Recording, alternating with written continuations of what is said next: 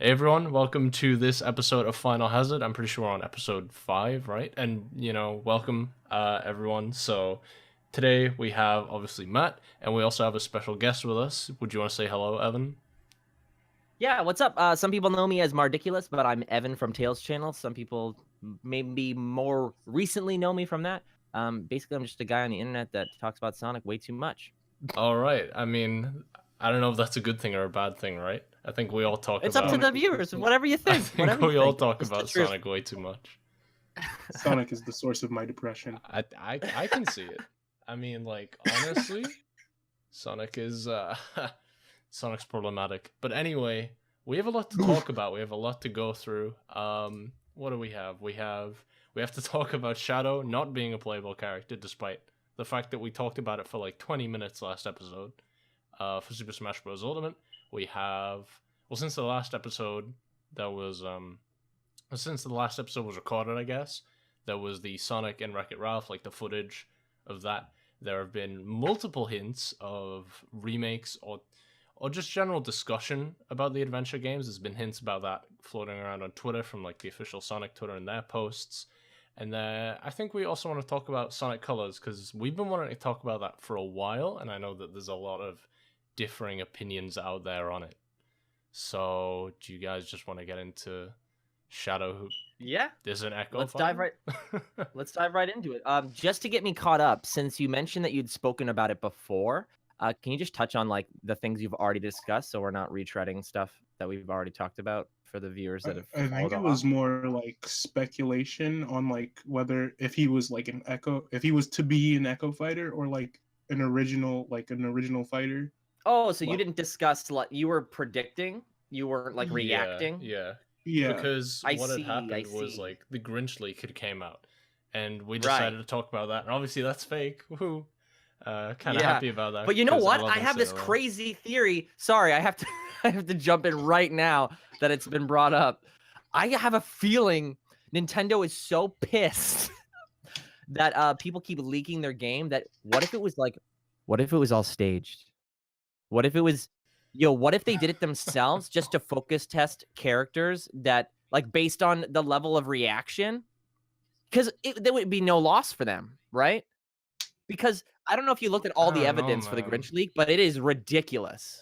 The Grinch leak is there's like, I thought it was real. Not to go into things that I was told prior to this game coming out, but I was told by very reliable people that certain characters were in this game already, and they weren't in the Grinch leak. And turns out they were in the final game. So I don't know. There's we stand. Yeah, right. I think that I was like pretty convinced by it. I was like, okay, the information that I got given, which by the way isn't exactly like super private. Tons of people got given this information, and I was like, okay, so maybe that character's being shelved for DLC because they were definitely like on development, right? So I don't know. I think I don't know. That's an interesting thing that I considered. I just think somebody's got way too much fucking time on their hands. But like, think of it like this, right?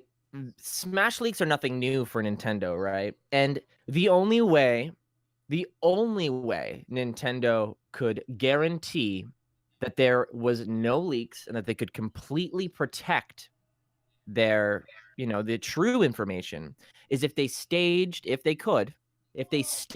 a very, very convincing leak that takes precedent over anything that anyone else would be able to create themselves, right? So even if this is true or not, this is still just interesting to talk about because the potential is there, right? Because nobody could make a better leak than Nintendo themselves. So if they did that, it would be genius because every leak other than the Grinch leak looked ridiculous in comparison, which means that if they did do that, really did reset it. And if this becomes a trend for companies to do, leaks are dead forever. Like, they figured it out. They're like, why don't we just make our own leak and we control all the information? And that's kind of scary when you think about it, because anybody can make a leak. And when people say anybody, they mean even the company themselves could do it. So be careful what you believe. Yeah, I think no matter how convincing it may be. Wait, say what? Haven't there been companies that leak their own shit? There's companies. No, but I'm that, talking like- about staging it and it not Oh, being yeah, real yeah. intentionally to use it to their benefit, right? Because now they can focus test characters, and based on the reaction of the leak, they can now decide which characters they're going to include as DLC and then charge money for it and capitalize on the hype created by a leak that wasn't even real. Mm. And if they made Ooh. it themselves, they have full control over what they're focus testing. Anyway, that was just like one night where I like woke up in the middle of the night in a cold sweat and I was like, they could have staged everything all along. Super tinfoil hat theory. I think that I mean, yeah, totally No, tinfoil it's hat. definitely, I agree. It's definitely like a possibility. I know for Bandai Namco in particular, which is kind of interesting that they do this, but I know for Tekken, the reason why like what is it, fucking Walking Dead character that's in the DLC for Tekken, like they didn't get out because they tell different things to different teams, so they can leak check. I honestly thought that was going to happen with, I'm going to say the character's name because they're in the game, but I thought that was going to happen with Incineroar. I thought that the people that were being told that Incineroar was in the game after the Grinch League came out were being told the wrong things because the Grinch League had more behind it other than he said, she said, whatever. So I don't know. This is why I believe it. I genuinely like, and I'm also like, you see like actors from Infinity War 4, right? Like talking about how they only know their parts. Like to think that it is super crazy that a company like Nintendo would do something like this. I don't know, man. They got to protect their intellectual property, and this is honestly like if I thought of this idea and I was like a higher up in Nintendo, I can't think of any real reason we wouldn't do it. Yeah. You know what I mean? I know if you have all the information at your disposal and all the skills, why wouldn't you do it to protect your own property? I don't know. Is it wrong too? Like if this was true, Lewis, would it be wrong to do it? I think it would be it'd be questionable. I don't agree with it, but I don't think it's inherently wrong. See, the thing, like this has been a practice for years. I know for the second Star Wars movie, Empire Strikes Back. I'm pretty sure Mark Hamill was told that the big "I'm your father" scene, that he was told about that like 10 minutes before he had to go and do that and film that. He was told, oh, by the way, he's your father. They really didn't want that shit getting out. So it's crazy. It's crazy to me. This thing happens all the time. Yeah, no, that could you imagine if something like that had gotten out? Like it would ruin it. It would completely ruin the experience. Yeah. And I don't know. I feel like that's really important to companies. But anyway, moving on to like actually Shadow, I feel like the only reason people are like really salty is just because, and it still is now, confusing why they would show like the big flashy new assist trophy representative for the Sonic brand, Knuckles, and just not even try to show Shadow early on. Like just get that out of the way, man. Like why did they save it for the last direct? Why did you got Echo Fighters? Ken is there. Like did nobody go, what if we put Shadow? Like literally nobody was thinking that on the team. See, that's the only thing that I like big disagree with, because when you look at this from a fan's perspective, it's like, oh, fucking Piranha Plant got in the game and Shadow didn't. Obviously that's not how the game works. Both those characters probably don't take that long to make anyway, but I don't know. The thing with Shadow is like, and Isaac as well, I think Isaac is very relevant to this, but why did they wait till the end? To me, that's just so shitty.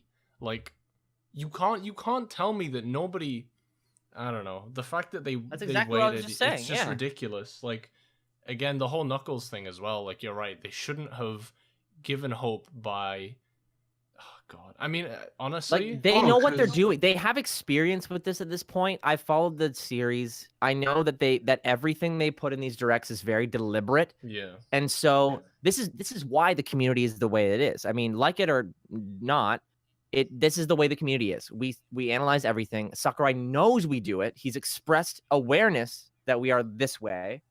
And I don't know, it just doesn't sit right. No matter how small and insignificant it may seem in the grand scheme of things, it is a really strange thing to do.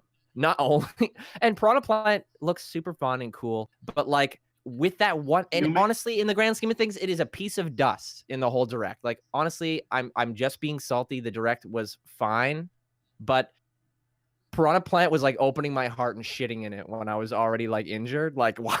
So like, and it's because it doesn't align with any other thing we've seen from a Smash Direct before. I've watched every direct. I've been a follower of the series from the beginning. Yeah. So that's where it's coming from. It's like, wow, there has never been such.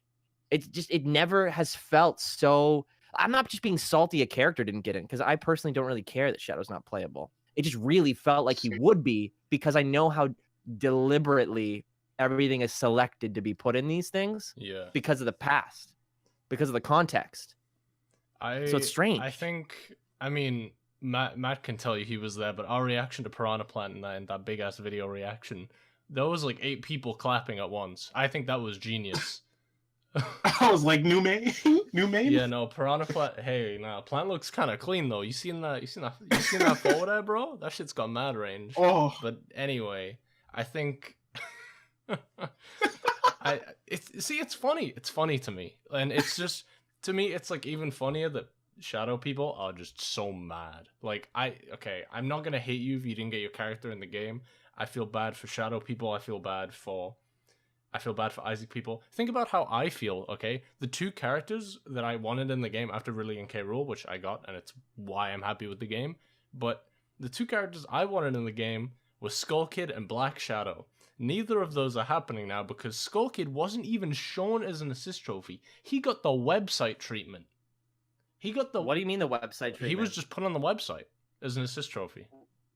Oh, he wasn't even shown. Well, I mean, yeah, that's even worse. He wasn't even in a direct, and now Black Shadow isn't happening because they're not doing Echoes as DLC. So, okay. I was thinking of something else earlier. Maybe I'm just justifying my own saltiness, but hear me out. I mean, maybe once I give it to ears that aren't as salty as mine, I'll hear it back and then I'll realize I'm being an idiot. But so the first direct we got, or sorry, I don't remember. How many directs in total? 3? We had the E3 Direct. We had the August Direct with K. Rool and the Belmonts. We had the Nintendo Direct that had Isabelle at the end, and then we had this one. Okay, so think of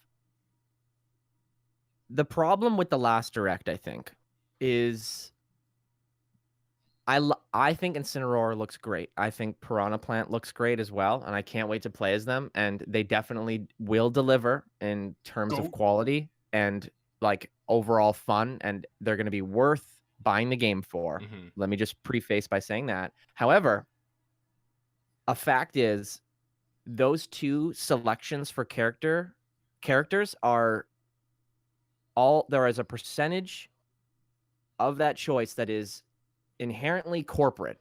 It is corporal. It is more. It is beneficial for them to promote the Pokemon, the new Pokemon. They've always done it, and it is beneficial for them to add a new Mario rep to further incentivize. Like, this is a Nintendo game. I know there's a lot of not Nintendo characters in here, but now there's even more Mario, and that's great. But the other directs didn't feel like that. The other directs really gave us the impression that it wasn't going to be as corporate. And I don't have a problem with there being corporate decisions. I just think that they need to be balanced in how you announce them, so it doesn't feel like all of a sudden we get a bunch of corporate decisions.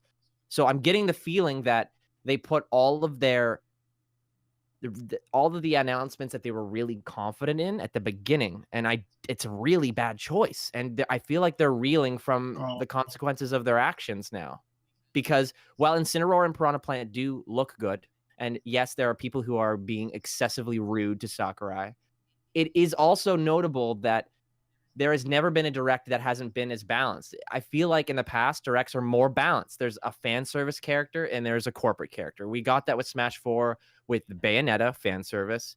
Fire Emblem is also fan service for Japan, but that's more niche. So it's also corporate for them, especially with all the mobile games they released right after it. They were trying to rejuvenate that brand. That was beneficial for them to promote it. Whereas Bayonetta is not so directly beneficial to just Nintendo. So it's never felt like all of a sudden we don't have that balance, I guess. If you know what I mean? No, I definitely see where you're coming from, and I think you're right.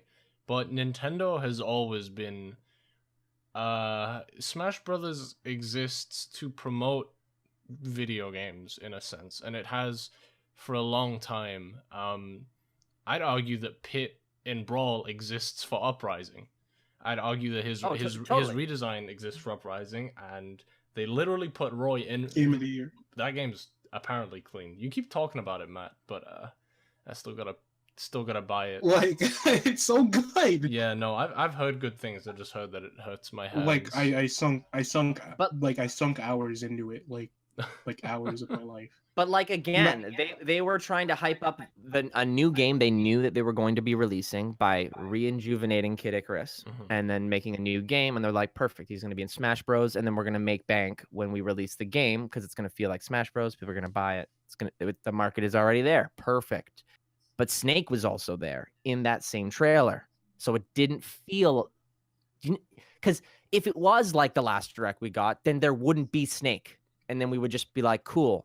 So now we got a bunch of, do you understand? Like there is normally a 50-50 kind of feeling going on. And I feel like in the last direct, if you're a Pokemon fan and if you won't feel that. It'll go right over your head because you will be getting the fan service that you were expecting. But when you're not a Nintendo fan and you're somebody coming in from the outside, which is me, I am more Sega and I'm into Smash because now there's so many reps in there for me to choose from. Like I'm typically playing as Mega Man, Sonic, Pac-Man, characters that are not inherently really Nintendo, Super Nintendo, no pun intended. Like I don't go for the Links, the Marios, the Luigis, the Bowsers as often. I'm always going for the Clouds, the Ryu, all those things, just because I'm from a different side of gaming.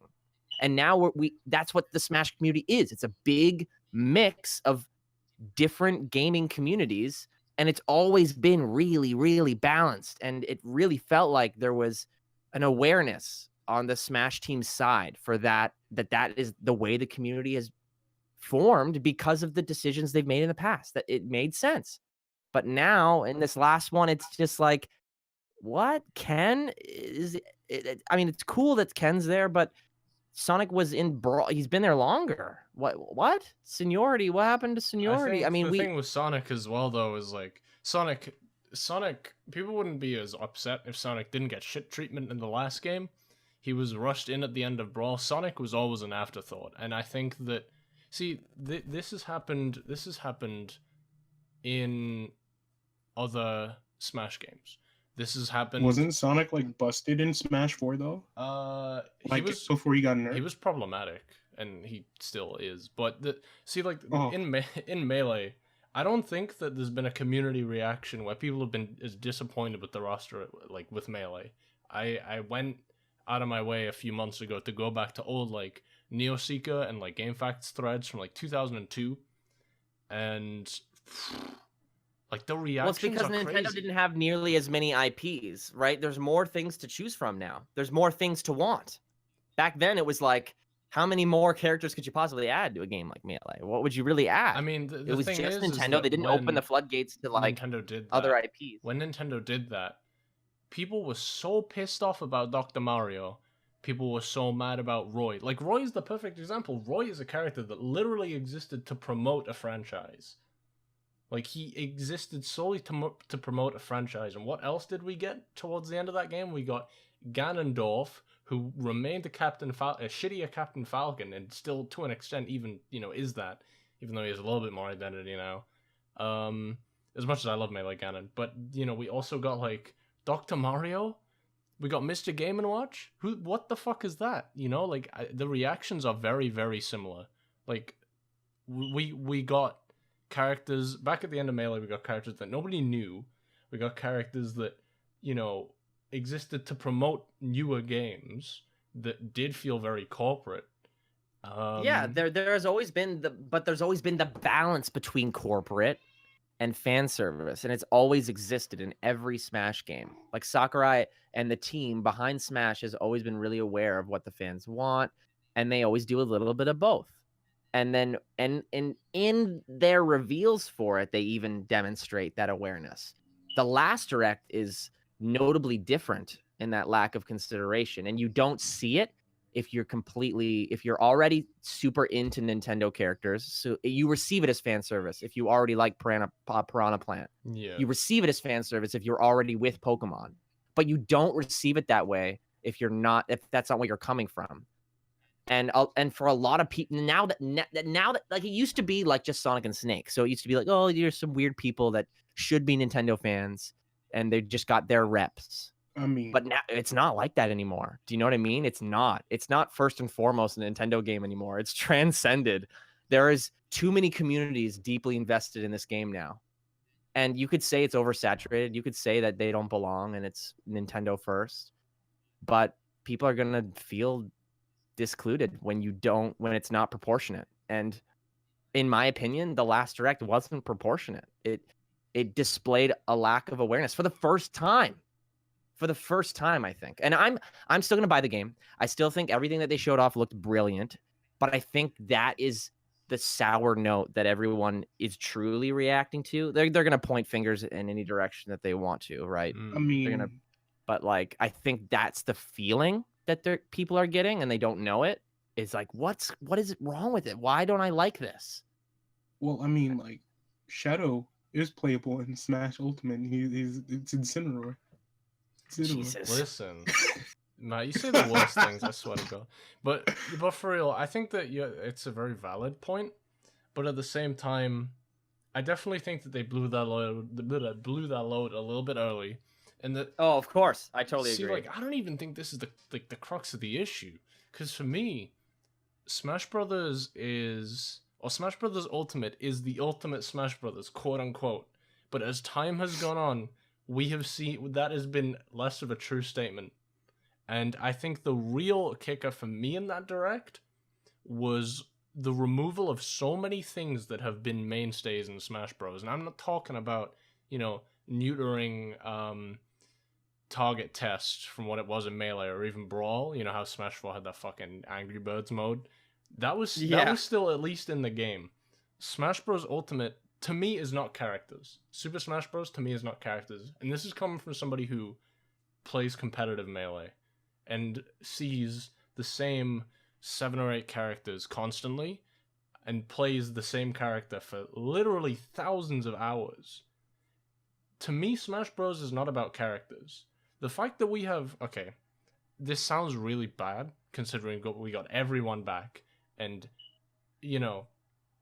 that's great, but also, we didn't get every stage back. We only got 4 new stages. Trophies were replaced with JPEGs. Wait, there's no trophies at all? No, they're replaced by spirits. I mean, oh no, but... And the trophies are like plot elements. Oh, geez, you know what? For the world of light. The problem is, like, I get the mentality with spirits, right? Like, I get it that you can do stuff with the things, like the characters you unlock and their spirits. But please, I wish. Now I'm so mad to hear about the trophies, because at least trophies were like a 3D model. Like, I cannot get over the fact that these are just stickers that bounce up and down. Like, I'm sorry. I don't care that it's on the Switch. I don't care that the specs are not up to snuff with current consoles. I think it's within the consumer's right to expect better, and it doesn't feel better. I mean, I need to play it to know what it feels like, but when I see a bouncing PNG of Shadow bouncing up and down, and I know that they waited till the end to show the assist trophy, and Knuckles was already shown like way early on, and then King K. Rool's in this fucking game, and Ridley, and it's called Ultimate. What the shit? I sound way more mad than I am. I'm more so being clickbait right now. I'm not actually as triggered as I'm coming off as. I'm just trying to be energetic and fun. Relax. Maybe let's. Are we talking in circles? I mean, does anyone have any like? I mean, you want me to piss you off even more? Go for it. Okay. There's no event mode. There's no break the targets. Because event mode is the story. No. Listen. That's what it is. There's It's just event mode. No, Wait, what about those comic book page things? those are just like the challenges. They've been in every game. But like, there's not only is there no event mode, there's no stadium. There's no. What do you mean stadium? No home run. Like there's no home run contest. No. Where was this said? No break. It's not in the game. He's literally like he went through all the menus on stream, like last night I think, on like a Japanese stream. He like played through classic mode, and there's no home run. There's no target test. They definitely said for a fact that All Star is no longer a thing. It's now multi-man Smash where the characters just appear from the sky in the order that they were introduced. So that's gone. Whoa. What? Yeah. All-Star mode is gone. Okay. This game's rushed. My closing thoughts for my own emotional stability. My closing thoughts are Smash. I don't care what the fuck you think Smash is. Whether the Melee community has turned it into a competitive game or whatever. But first and foremost, there are children that play this game. It is a sandbox game. It is intended to be a sandbox game. It is played best when you're just screwing around with all items on and being an idiot and having fun with your friends. Exactly. You can be 25 years old and competitively play Smash Bros. And that's cool. But like, when the game starts to cater to the audience it wasn't originally intended for, it feels ingenuine, and that's what I think is happening. I think the spirit of Smash Bros is like now in jeopardy. I have to play it now, and I'm 25, so I'm gonna like it. But I'm worried about all the kids that are gonna be robbed of the experience of screwing around in home run contest. The kids of today are robbed of the experience that I had as a child, and don't just say that they can go back and play 64 or Melee or whatever. I think that's because definitely like a kids big today need a answer. game now. Kids need a game for the console they have already. They're not going to buy a GameCube. And Melee is inaccessible. Yeah, Melee. Kids today will never experience besides a good emulators, dude. Like Yeah, I walked know. into a game store. Like kid you not, like a few months ago. Saw Melee like they didn't even have Melee on the shelves. They had it in like a glass case or whatever, right? And that shit was like $50. Yeah. And I'm like, I definitely think that something that everything you said was right. I completely agree with it. But the sad thing is, like, the thing that makes that even worse to me is, like, Melee players and competitive players, we're not asking for that. We're just asking for more refined mechanics. And I think totally. And I think that what is worse is that the Smash team, and possibly even Sakurai, has interpreted that as, oh, you guys want us to be strictly competitive, when that's not what we want. We want competitive to be taken more seriously competitively, and I'm so glad that that's happening.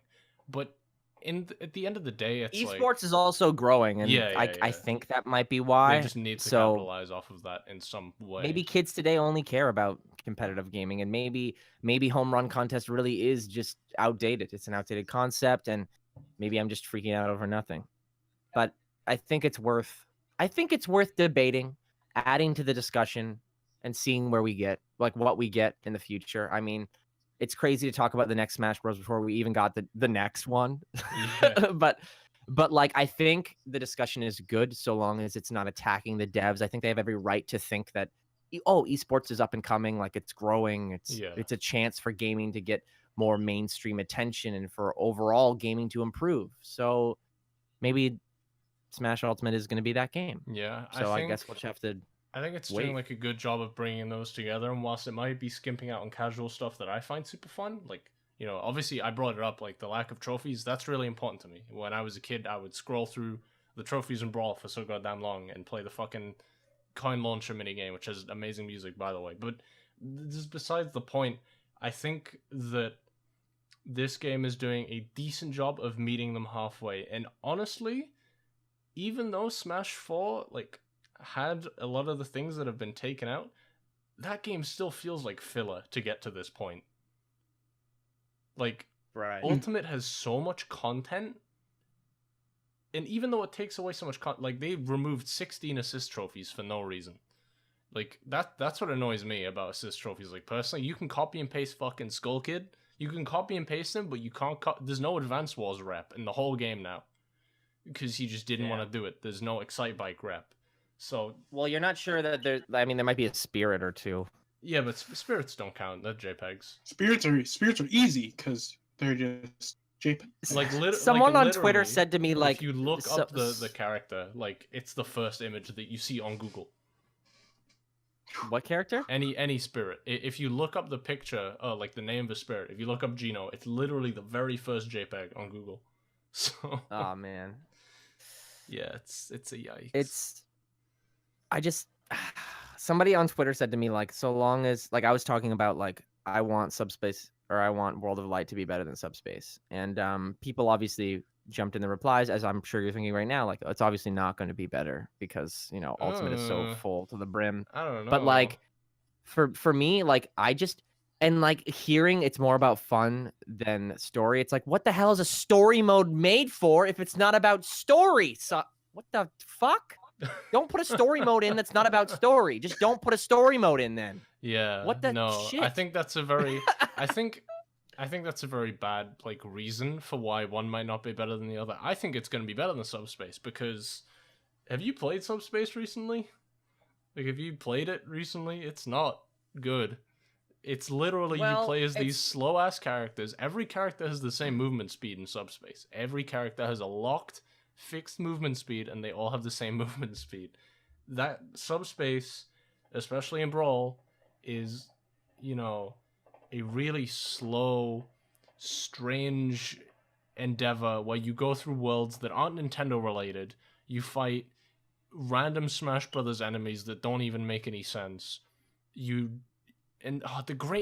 just horrible to play. Like it's really not fun. Those are things that I would assume that with current technology would be improved. I feel like I like the base concept of it. Like on paper, I like the idea that there are levels to go through, and it's a nice change of pace for me than the slugfest that Smash always is. It's another one of those like home run contest kind of things where it's like it's not ideal to play Smash for home run contest or hit the targets, but it's nice to just do something different with these nice physics. additions that make it a full package. Yeah. Like I want to see what they can do with it.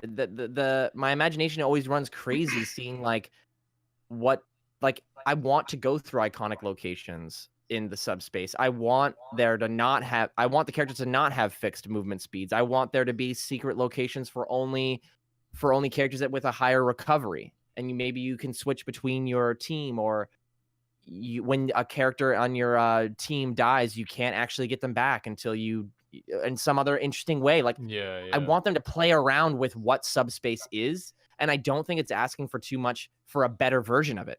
So I don't think subspace is the be all end all. When I tweeted like I want World of Light to be better than subspace, I'm not holding subspace highly. Yeah. I'm actually holding it low. I'm actually holding it really low, and I'm very surprised that I have to ask for something better than it. Yeah, the thing... You know what I'm saying? Yeah, no, I agree. I think subspace is a very weird, very, very weird thing, because you mentioned how it's like very, like, you know, with better technology, they can do it better, and while that's definitely the case, I think that it's really just design. Like, the people that make Smash Brothers, they're not level designers. They don't know what they're doing. Like, at the end of maybe after their experience on Uprising and everything else from Sora and whatever, but at the end of the day, I definitely think that Subspace's problems were not as a result of Brawl. I don't know, I think Subspace hurt Brawl in a lot of ways, and I think the concept is great, as you said, but I don't trust them to make something better than Subspace. My expectations are really low when it comes to a story mode, and to me at least, I would rather have Spirits than Subspace, because the fact of the matter is that Spirits mode is it's very much like Melee Adventure mode, which is a lot more, but a little less bite-sized, you know? Melee Adventure mode can be done in about 30 minutes on a casual playthrough, you know? And it's very limited, but now that's as a result of the system. You know, it's 2001. Bring that kind of concept into 2018, expand it for another 5 hours, and you have yourself something that isn't just walking through blank levels with slow characters that, you know, I think it's going to be interesting. I think it's definitely going to be better than Subspace. I mean, I don't. But yeah. I worry. I really do worry. Honestly, my opinion is it's not going to be better than Subspace, because for me, Subspace introduces something different to do, and World of Light, as hype as that opening cinematic is, World of Light to me feels like Smash Tour stickers and event mode just kind of squished together, and then they go, it's about fun, not story. It's story mode. What the? Anyway, I don't know Yeah. how much more we could talk about it. Are we? Hold on, how long? Because We've been thanks for coming to the Smash Bros podcast. We've been talking about it for like 30 minutes. Welcome to Finalhazard, your local Smash Bros podcast. I'm sure it's a popular topic right now. I feel like even the Sonic community is invested. Yeah, like I don't think there's a single person that's like on the online Sonic community that hasn't thought about Shadow in Smash Ultimate. But bottom line is, I think he'd be a really shitty Echo, and I don't want more than one Sonic in the game because fuck Sonic. You know, ugly ass blue rat. Yeah, I don't. Well, fuck Smash Bros. Sonic, I don't know. Man. I don't want to see any more of that shit. Wait, I'm a Smash 4 Sonic main. What do you have a problem with? I have a problem with you. No, I have a problem. I have a problem with. I just don't like fighting. Spin dash spamming? Yeah, I mean you can't cancel spin dash anymore. Thank God. But yeah, no, I don't want that with a teleport up B. Nice intangibility. I don't want to see that in my shit. That'd be bad. I mean, dude, I don't know. listen. I remember I had a friend roasting me for like spamming spin dash. I'm like, let's go again. I won't use spin dash once, and I beat his ass anyway. So I don't know. Listen, we're gonna have to play when it comes out, bro. Listen. Yeah, Sonic is like, I don't play Smash seriously, so like I'll play shit like fucking Rob, and then I'll like spam, and I'll just spam Sonic, or I'll play Sonic and I'll spam the B button. Yeah, Sonic can certainly be annoying, but I mean, honestly, like after his nerfs and the patches, he's really not that great. It's pretty easy to counter his stuff. All you need to do is choose the right character, and it's really, I don't think he's excessively annoying. I don't think it's worth complaining over. Yeah, I mean, when I picked Cloud, all the problems went away. There's so many characters that are annoying in the Smash series honestly, I think like people that complain about, the only character that you are allowed to complain about if you play a top tier is like Melee Jigglypuff. Like that, to me, that's the only character you're allowed to complain about. Like anything else, or whatever's at the top tier. Like I feel like Meta Knight and Brawl is worth complaining about. Bayonetta and Smash 4 is worth complaining about. I mean, like if you play like a high tier character and you're like, it's a character that's like worse than that you're playing against, like I think you're only really allowed to complain about Melee Jigglypuff. Like if you play Brawl Meta Knight, you are not allowed to complain about anything in that game. You know, but like, oh yeah, you know, if you play like Smash 4 Bayonetta, the same thing goes. But I think that if you play like Melee Fox, you're allowed to complain a bit about Jigglypuff, because that matchup is it's a bit weird. I don't like it. So Sonic and Wreck-It Ralph. Hey, that it's pronounced Wi-Fi, Ralph. Yeah, no, he was looking good. They did a good job. He moved. Yeah, I see, this is going back to what I was saying, I think, before we started, where it's like, we talk about a lot of like community outcry on here, but I agree that it looks amazing, and it looks really, really great, and I love it.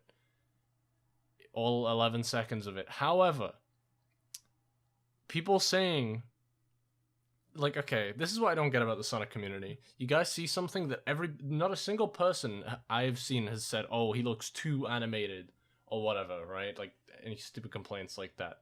What I have seen, they just want another excuse to shit on Sonic Team and Sega. Yeah, it's like you see something you really like, and then they're like, "Oh, I love this. Do you remember this thing that was awful?" You know, and it's like, chill. You guys are fine.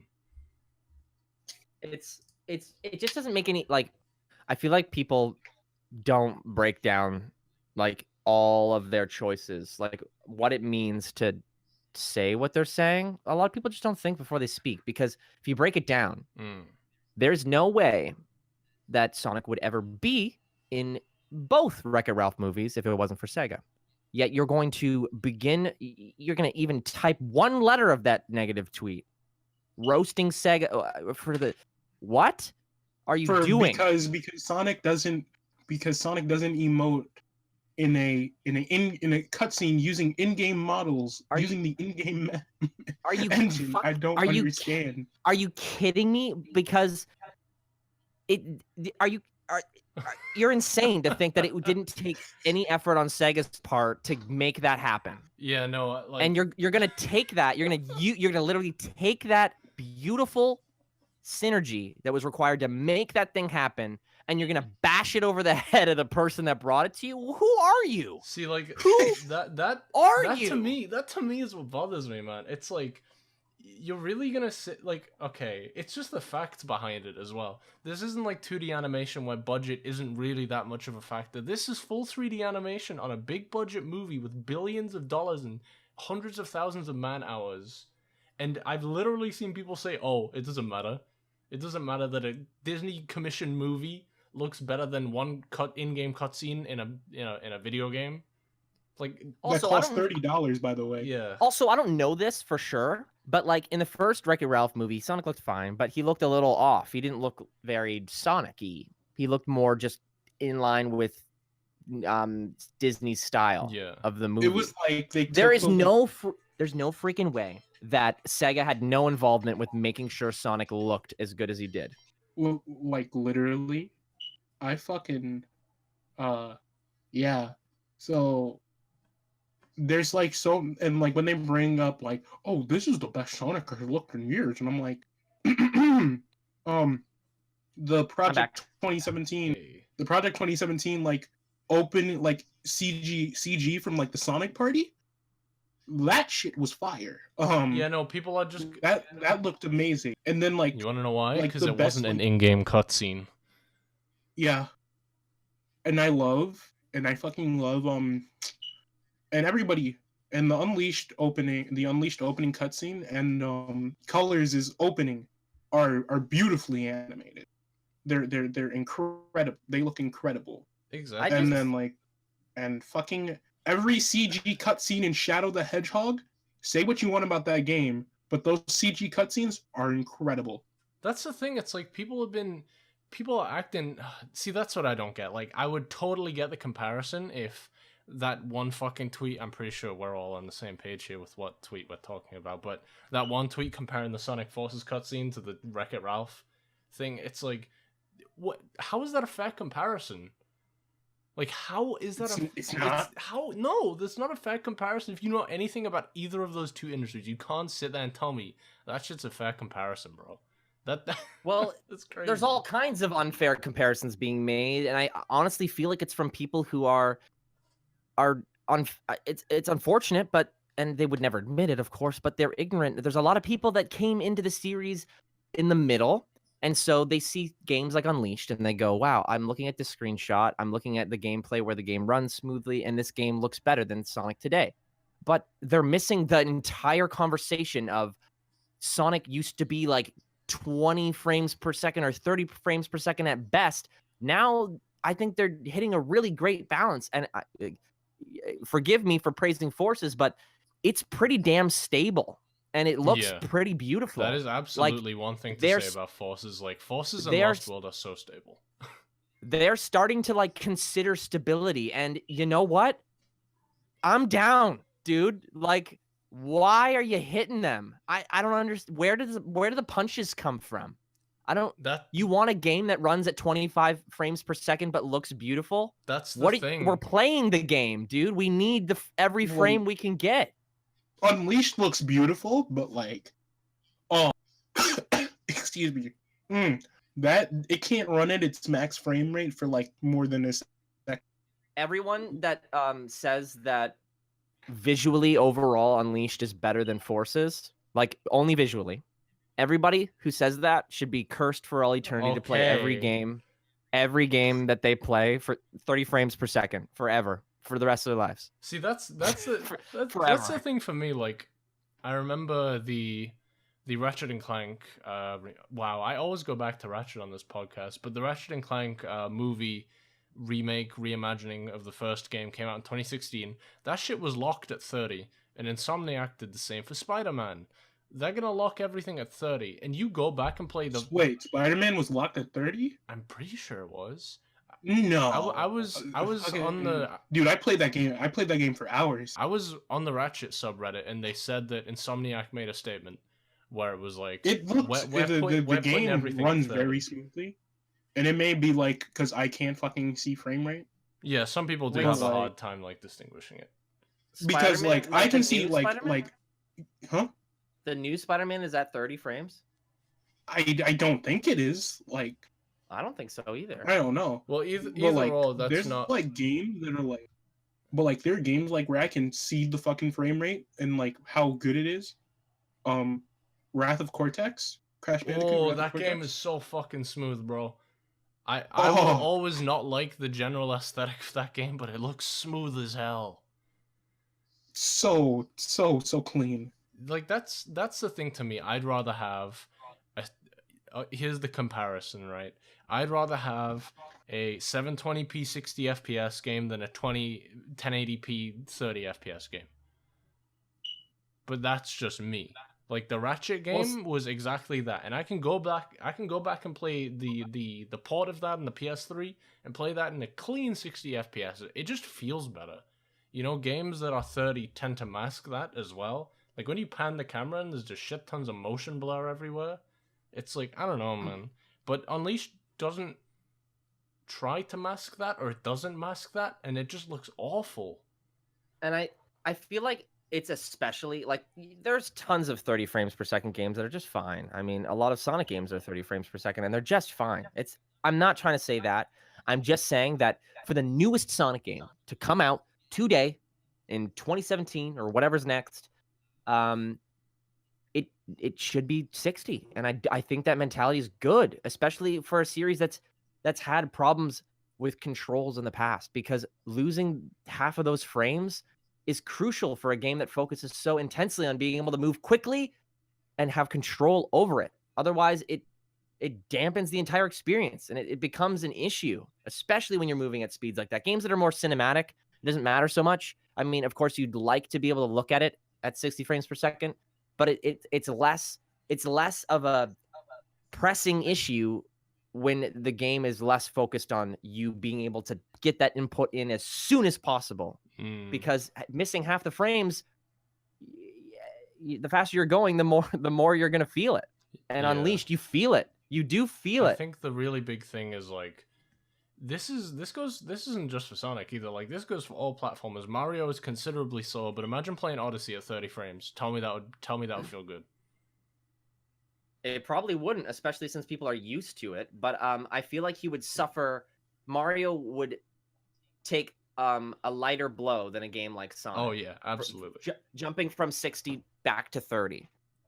I feel like just the concept of the way that those two characters move comparatively, Mario would take a softer hit just because it's a little bit easier to just kind of get around. Whereas Sonic, there's a lot, you're moving really quickly. There's a lot more things to process. Mm-hmm. You need that button to activate the moment that you press it. Yeah. And yeah, I don't know.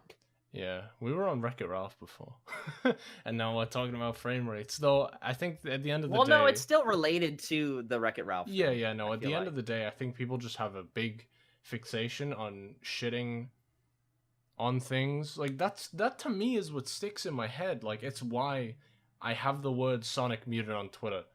You know, this fandom that I've been in since I was a kid, and that I love a lot of the games.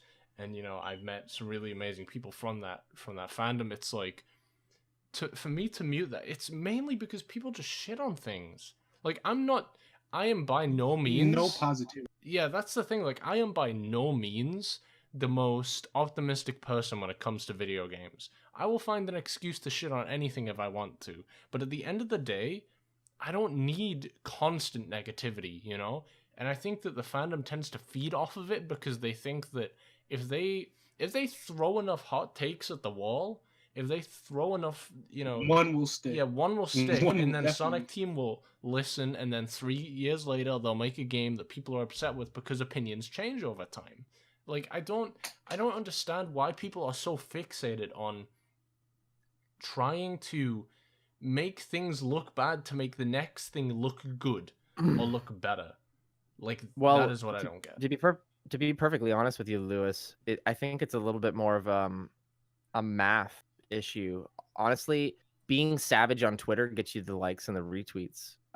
So it gets you far less likes to have a well thought out criticism. Yeah. On Twitter, you get like 100 maybe. Like that's me. Like if I make a good point and I really sat down and thought and just think about how I want to word it with consideration for the devs in mind. I really want to get that message to the devs. I want to help.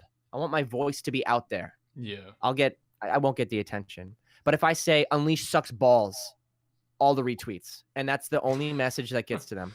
I mean, if you say, you know what? If you're watching if this and scrolling through Twitter, maybe think about that. Maybe just think about what you're liking and retweeting a little bit more. I mean, jokes are jokes, but like retweet both of those, right? The jokes are funny. Like I totally retweet jokes. I totally like jokes, things that are in poor taste, messages that I probably shouldn't be promoting. Fine, but also seek out the good points too. Also make sure that those are in there, at least in the mix. I'm not going to tell anyone to stop having fun. Yeah. Do you know what I mean? But they need to be there as well. And it's just notably imbalanced right now. I think a lot of people are afraid to have I think people are afraid to be intellectuals. I don't know why, but I guess they are. They don't want to be seen that way. You know, watch some more Rick and Morty. Bro, nah, listen though. He's got a point. I think Twitter promotes an environment where Sonic Twitter in particular, where if you put a take out there, any kind of take, it will get shit on if you have the teeny tiniest amount of followers. And I think that particular people in the community that will not go by name tend to almost kind of ridicule you, especially if you're a smaller account. But they tend to question what you're saying with a quote tweet. Quote tweeting is the most powerful thing on that website for so many reasons. I could write essays on why quote tweeting is fucking stupid and amazing, and the effects that it has on people when they decide to do it. But I think that at the end of the day, people just like to clown on other people for more, again, as you said, for likes. And I think that especially now, it's encouraged based on the system. Yeah, and for me, like, I think the reason why I try and block out as much of this as possible is because it extends past the games. And I think that people need to realize some people that are way too personal. Yeah, like, some people need to realize that it's not somebody with a fucking avatar, you know, like it is somebody with an avatar, you know, it's somebody that has a profile picture, but they're also a person behind that. And I think that, I don't know, I just don't like Sonic Twitter at the end of the day, and I think that this Wreck-It Ralph... Sonic community... Nah, you're right. I don't know why the Sonic community is so pressed. SA2's out right now. Okay, but listen, what I'm saying is... It's 30 frames, it sucks dick. I'm just kidding. Oh! I can't play confession. I can't play the console version of Generations anymore because that shit runs like ass. But anyway, like 2 frames. 2 frames, bro. No, it's not that bad. It's just being at 60 on my computer feels good, man. But at the end of the day, I think I lost what I was saying now. Fuck. I think that Sonic Twitter, you guys gotta chill. Like, I think the Wreck-It Ralph thing has really brought to my attention, even more than the entirety of the run up and fallout of the forces. Like, you know, not only do people take things way too seriously, but people just don't shut the fuck up about Sonic the Hedgehog. And I think that's, and it's starting to get to the point now where it's like, you're making me not want to enjoy this series anymore or be in the fandom. And I, of course, you know, I have this channel that you know, is about that, and you know, this podcast and the other series on this channel, and you know, the content that I produce in general, and the people that I like hang out with are pretty, a lot of them are Sonic people, and I just think that it's just so funny as well, because this has been a problem for years. Like, this has been a problem where our community has been like laughed at for having so many like hot takes, and just it's ridiculous. You you got to remember that there are generations that have to. There are literally generations of fans that have to learn similar lessons. Like we saw a similar arc with classic fans initially, and the reveal of Sonic 4. There were just like terrible people. Like they were just being like really terrible about the reception of the game and going in unnecessarily about it. And I understand. I But remember that. eventually, something beautiful happened. After so much negativity, warranted or not, whatever your opinion is, doesn't matter in this point. But eventually, there was so much stirring of the pot. There was the negative people who were justified. There was whatever. Everybody was in there. And there was the people trying to be more optimistic about it. Let's play it first. Maybe it won't be the same, but it'll be pleasant but different. All these opinions mixing around. And eventually, we get discussions that are like, no. Like, what makes Classic Sonic is multi-tiered level design. It's the physics. It's the momentum. It's keeping the momentum. That the conversation started to build, started to change. We started to understand what we were talking about. Why it mattered that Classic Sonic looked like Classic Sonic and it wasn't Modern Sonic, because he looked like he could roll into a ball. He fit on the way that the screen worked. Like, and you know what I mean? Like everything just fit perfectly. And then we started to appreciate Classic more because of it. What's happening now is I think the modern fans are going through a similar arc, and we're in that tumbleweed of just like everyone's got their own thing that they're really into. And what's cool about Forces, even though I don't personally like it, it's a game. It's a new Sonic 4, but for adventure fans, it's not what they asked for, but it's the start of a conversation. I don't know if it's not what they asked for. Like, not to get too into Forces, because I literally never want to talk about this game properly again. We did a whole episode on it, but the thing is like, about Forces, it is absolutely the game that people asked for. Forces, by definition, is Generations 2. And execution, but not everybody wanted that. Not execution, but also, that's the thing. It's like the very vocal people. I think this is a part of a bigger problem with Sonic Team and Lost World. Lost World, to me, was very experimental. It was very polarizing. People liked it, people didn't. It was very like split down the middle. You know, but Sonic's always been experimental though. That's the thing. Ever since he made the jump to 3D, it's always been experimental. That's the thing, and I think there's never I think that it stopped for a little while, I'd say, Matt. I feel like that's why it's hard for me to pull my punches with Forces. I really do, intentionally, because in my opinion, it's the first one that really feels a little bit more like I feel like they knew, like they were afraid to release it. And I feel like a little bit of fear before release in a dev team, it's a healthy amount. It's like, because that's evidence that they're being vulnerable. They're making a choice that they're not really sure about. Yeah. And that pushes the conversation along. And I do appreciate it. I do appreciate that conversation. I appreciate the conversation that Werehog added. I do. Because now we can talk about it. Is there a place for platforming like in that way? Right? Like, can we have a game split in half? A lot of people are like, no, I want it to be faster. And then we get games like Lost World where it's like a little slower but platform based. Like that, Werehog, literally Lost World is an echo of Werehog. I guarantee you we wouldn't have gotten anything like Lost World if it wasn't for things like Werehog, where they're trying something different. See, and like, to me, Unleashed and Lost World are so very similar in so many ways. I think that because what they did with Unleashed is they had this game before that people didn't like. They released this game that some people ended up liking, and then Colors and Generations were more successful. Regardless of what people think, Colors was more successful than Unleashed, okay? That game is literally blacklisted by Sega. And the fact of the matter is that Unleashed was this very experimental take of a game that did some things that split people down the middle, and then Colors expanded upon it, and then Generations expanded upon that, and that's by far the most well-received 3D Sonic game. Now, what we come to Lost World, where people were like, okay, we're tired of the boost formula. We've had it since 2008, and that's a very rational thing. And 5 years passed, and then we get Lost World, where people, it's, again, very much like Unleashed. It's very split down the middle, you know. It wasn't amazingly received, And to me, what that said is, oh, we're going to get another follow-up game like Colors that expands on what Lost World gave us, but Sega and Sonic Team caved. They caved to the people that really wanted Boost back. They caved to the very loud vocal, honestly a vocal minority, that really wanted Boost and Generations back, and then we got Forces. And when Forces came out, everyone was reminded about how tired of the Boost they were. And I think not only has Lost World's potential been completely fucking squandered because of that, but I also think that just they're in a really awkward position now where they have to do another Lost World or another experimental game. And it's I don't entirely disagree with you. However, I don't think that Forces is a good representation of what the Boost formula can do. Yeah, I really do feel like that, yeah. Generations was onto something. I really do.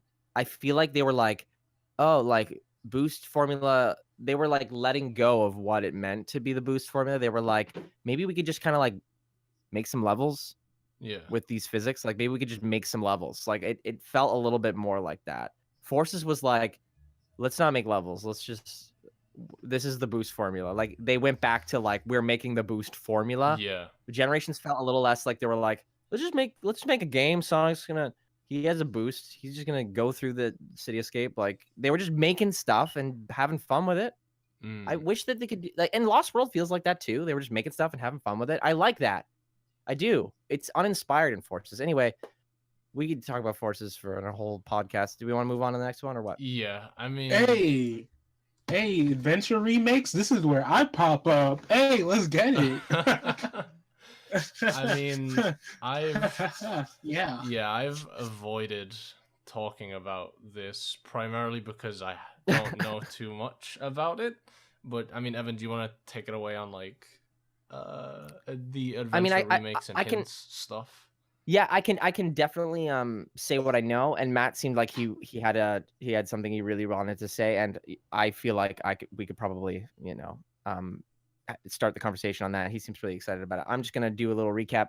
Basically, as far as I know, when it comes to adventure remakes, hints, and stuff, first and foremost, before I even get to the bingo card hints, there's just been a lot of adventure fan service in general across the board, like with all the way back to like, oh, we got these adventure concept books. Like, do you guys want to see them? Or the polls of your favorite mechanic, and Chow winning by a landslide, and Aaron way back at that one South by Southwest going, who wants to see Chow back? And of course, like, Chow is from the adventure series. Like, they are.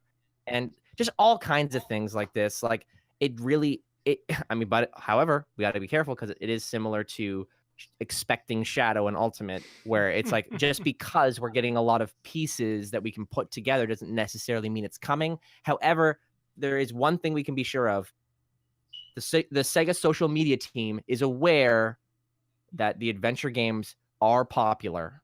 Yeah. And the reason that remakes are a hot topic is because Crash and Spyro now are getting remakes. So it's hard to convince myself personally that it would be a bad business move as well to kind of cave into adventure fandom. But to recap for the hints, it's pretty loose, to be honest.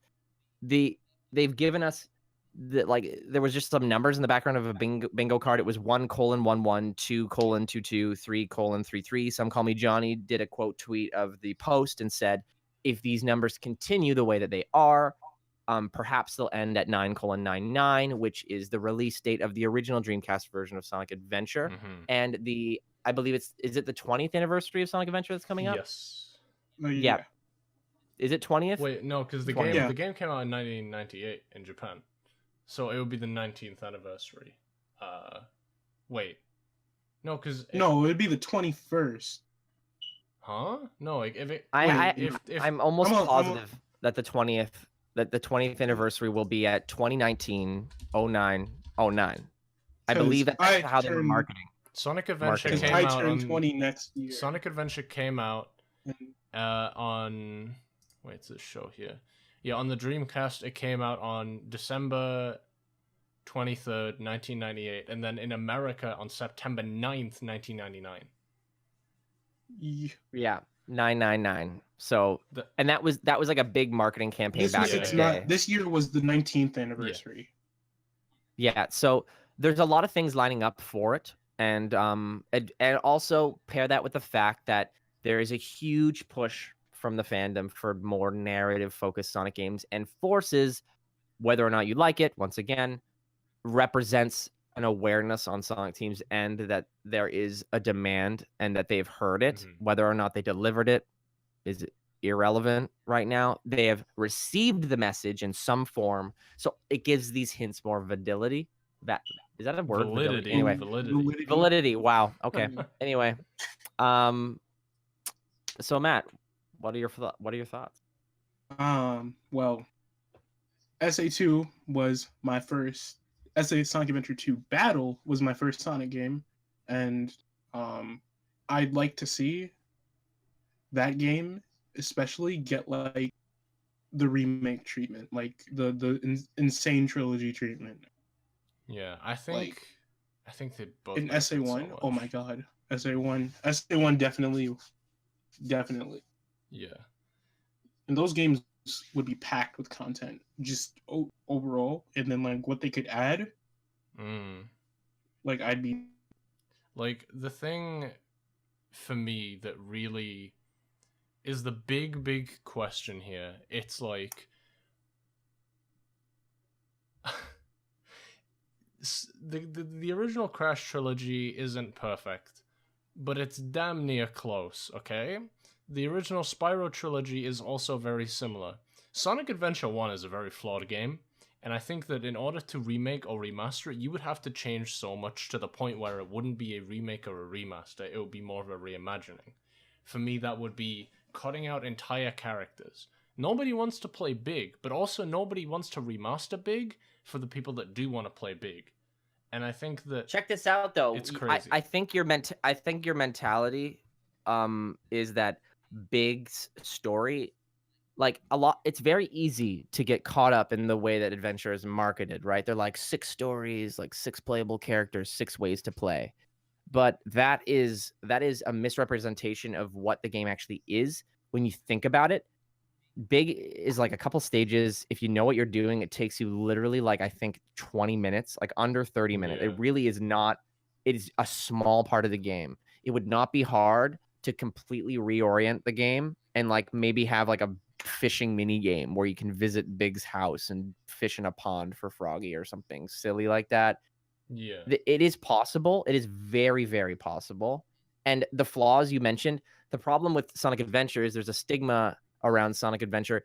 It itself doesn't really have that many flaws, for example, because the original release doesn't have nearly as many glitches. Every single re-release of the game just added more and more flaws to the game and made it even more diluted. And the reception of the game is like, that's why I don't, when it comes to Adventure, it is received that I get a little bit more salty about how people talk about it because it's a unique experience for Adventure because it has multiple versions of itself. And with each port, it's more and more terrible. And the more popular ports are the ones that are inferior. So when people are talking about it, I'm like, but did you play it on the Dream? Like, did you actually play it? Because Sega, love them or hate them, they've had an issue with ports for a while. Their ports typically they have some flaws in them, and I think it's worth noting an awareness of that. Good. It's I don't know, when I play Sonic Adventure, and I've played it for the first time when I was a child, and I was playing Crash, I was playing Spyro, I was playing Sonic Adventure when they all came out.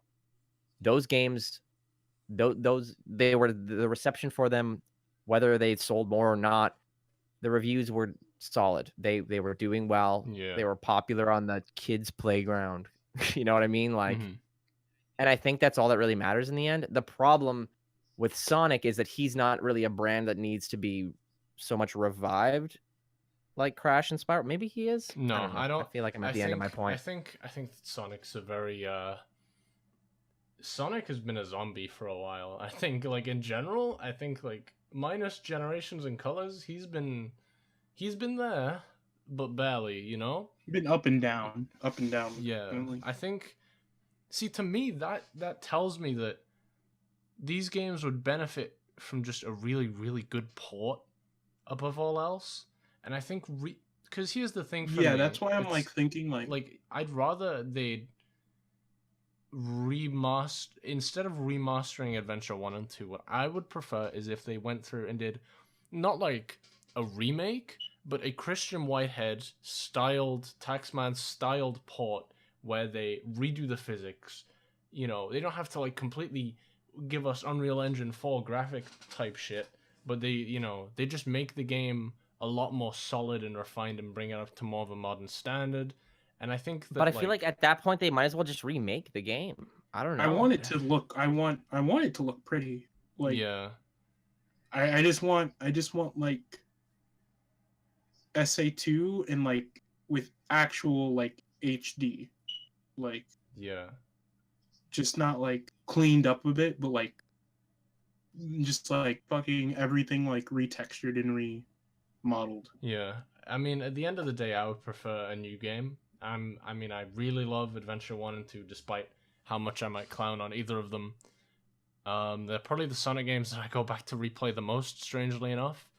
But I do think that those games are very flawed, and I think that if you want to remake those games, you have to change them so fundamentally that, especially with Adventure 2, you have to change those games, because Adventure 1's flaws are kind of easily ignorable. As you said, Big is a 20-minute thing. Gamma isn't as problematic as people tend to say. Gamma is literally one, like the second is like, I think one of the, in my opinion, like the third most enjoyable campaign, in my opinion. I think Amy's also very short as well. I don't think she has. Ugh. I don't think she has very many fundamental problems. Like, I think if you changed Amy, she doesn't have if you very changed many her like, control problems, and, like, but she just needs like, if you beefed out her story, like tweak. Yeah, she definitely needs tweaking. Yeah, I think that they need to make her faster. Yeah. Like her running speed needs to be upped a little bit. I think, but I feel like all of that is pretty. I don't know. I don't think it's as flawed as Lewis is discussing. I feel like, yeah, you know, SA2 has flaws. No, that's what I'm saying though. I think SA2 is more because here's the thing, right? SA1 structure is it's not like a game like Unleashed or Forces. It's very much like you can play the game that you want to play. You can play Sonic, Tails, and Knuckles, or Sonic, Tails, and Gamma, or whatever, and have the most fun. I don't have to touch Big the Cat's story because I don't give a fuck about Perfect Chaos, right? I don't give a fuck about getting to the end of that game and fighting that one final boss. And I think that's a big problem with 3D Sonic games, the fact that having a final supersonic boss is heralded as a reward for beating all the other stories and padding and whatever. That's a discussion for another day. I think that's SA1 structure.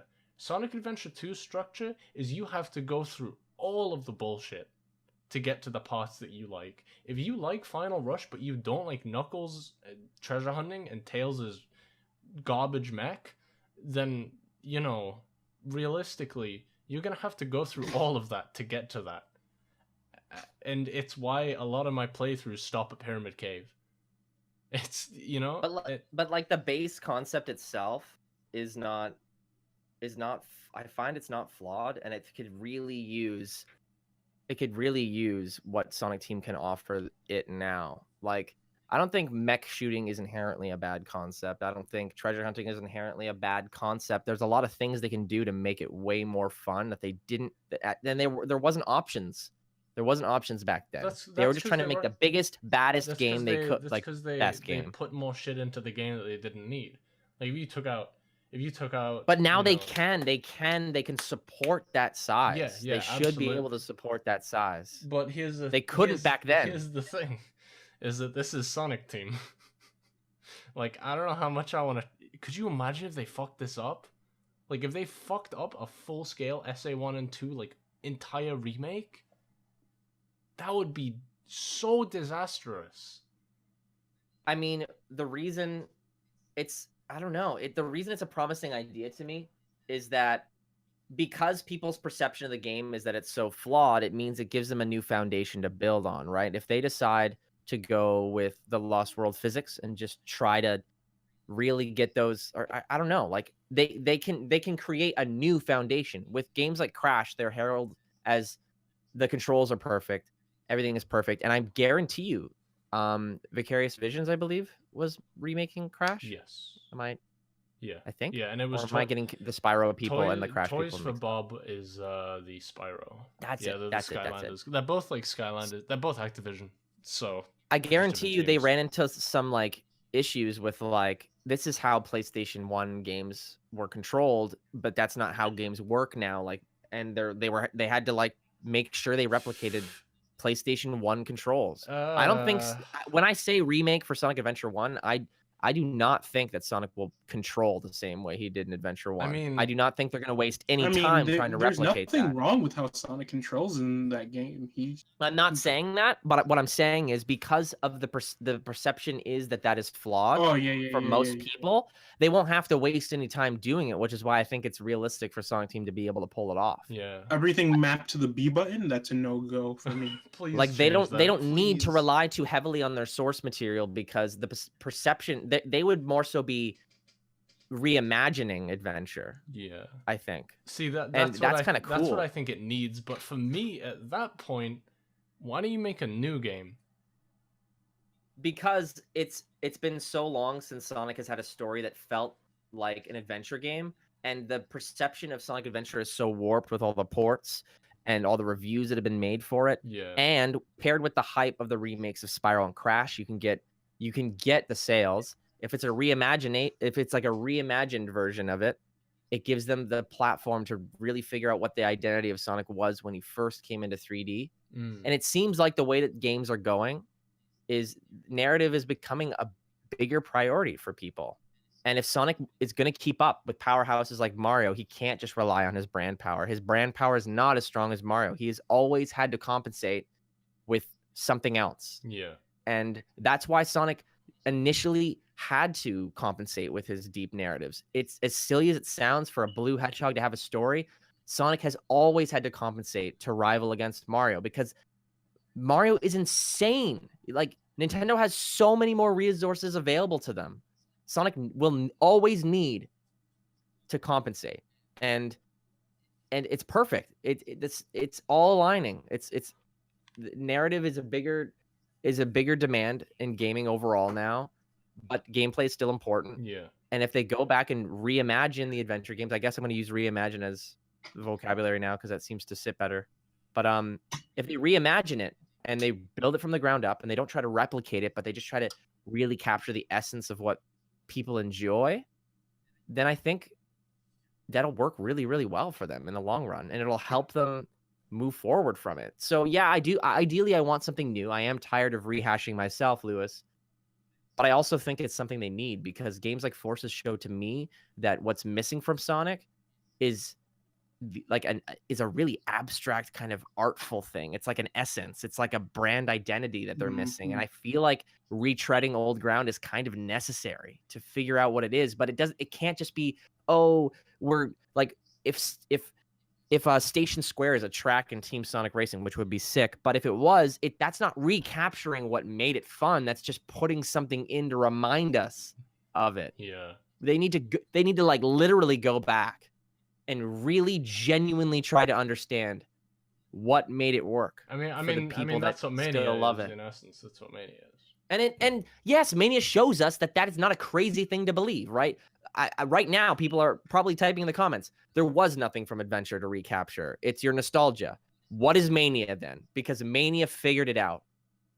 Because in my opinion, Mania not only took what I loved about classic Sonic, they ascended beyond.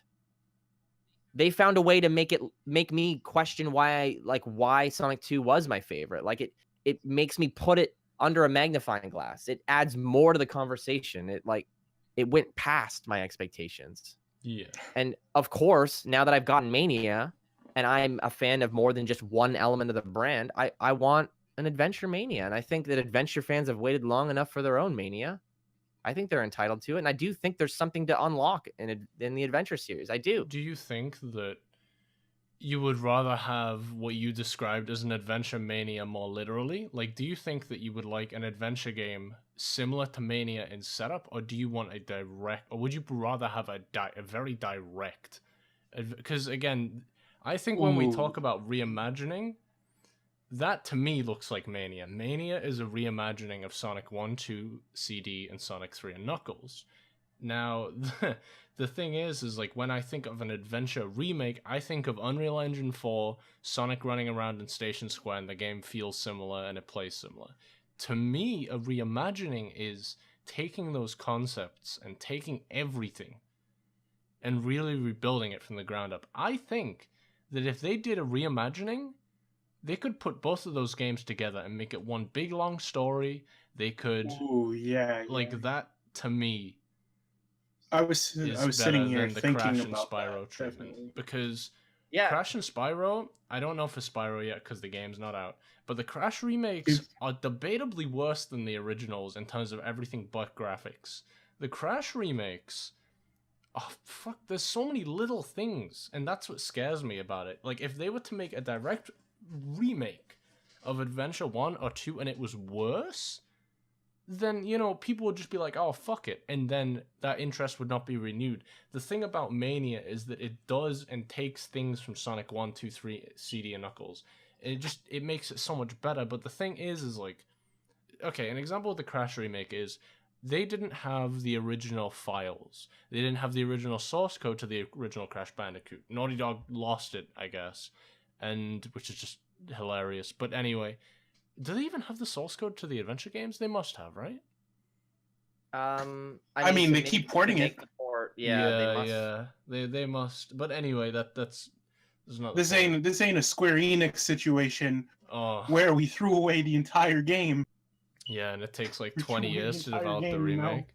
But I think that something that Sonic Team needs to not do is not make a direct remake for the reasons why I stated earlier, but also because I think that, okay, so again with Crash, they decided, okay, we're gonna hone in on the remake aspect and make it so literal.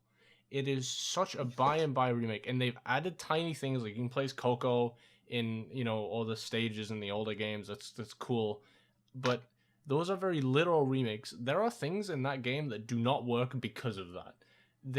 So in the original games, Crash had, like, these are really tiny things, but I remember everyone was complaining about this. Crash has a rectangular, like a cuboid for a hurt box, right? So, but the level geometry in the new game is obviously new. Oh, no. The level geometry was so accurate to the originals, they tried to match it so accurately. The level geometry was old, but they changed Crash's hitbox to like a pill, to like a cylinder, so he like slides off of things. And I remember there's a particular level, I think it's Road to Ruin ? And in Crash 1 that people just could not beat in the remake. I didn't have any trouble with it, but there was a lot of people that couldn't beat that one particular level because they were too close with the stage design, but not with, they changed the character. And obviously that's a big fuck up, right? It's not a big fuck up, but it's a fuck up that they shouldn't have done. And I think that if Sonic Team was to hone in on what made Adventure and be really accurate to Adventure, I think they could have a bigger chance of fucking up, especially because the original Crash games, whilst still not perfect, are really solid. Adventure 1 is kind of similar to that, but not to the extent of Crash, I would say. And I think that I don't know, I don't think that they can do a direct like remake and make it the best that it could be. I really, now that you like use that phrase like an Adventure Mania, I just want that. But however, now just to completely derail that, the reason I personally do not think Adventure Mania is, I think we need to ascend even past that vocabulary, and here's why. Because the reason that Mania, like a Mania version for Adventure fans, will not work is because Sonic Mania works. Because, I mean, there's a few people that agree and this applies to Mania a little bit, but less so to Adventure. Mania is far less narrative focused than all of the classics before it. And I think that's the only thing Mania is missing. There was a sensation that in 3 that they were really trying to tell a story. And Mania misses that. It tries to tell you a story, but it's weak because it forces a shoehorned into the whole mix, and it just doesn't feel genuine, and if they were gonna make another, that's literally my only problem with Mania is I wish it could just tell its own stories. That mentality, there's a stigma around Mania, that word now. So when you Yeah. say Adventure Mania, since Adventure is so narrative focused, when you tie Mania to the adventure, those two things they won't mix well. If that's what we ask for, I worry we'll get a game that is supposed to canonically be an Adventure 3, but Sonic's like, whoa, looks like we got to go back to Windy Hill to fight Eggman. Like, do you know what I mean? Like, Yeah. canonically, it takes place after the Adventure series, but they don't go anywhere new. Yeah. And that would be really frustrating narratively. I think the problem that you definitely mentioned with Mania is definitely, a problem. But I think that, I don't know, like, I suppose you're right. Using an Adventure Mania isn't a good term because it's very all-encompassing of everything that Mania stands to offer.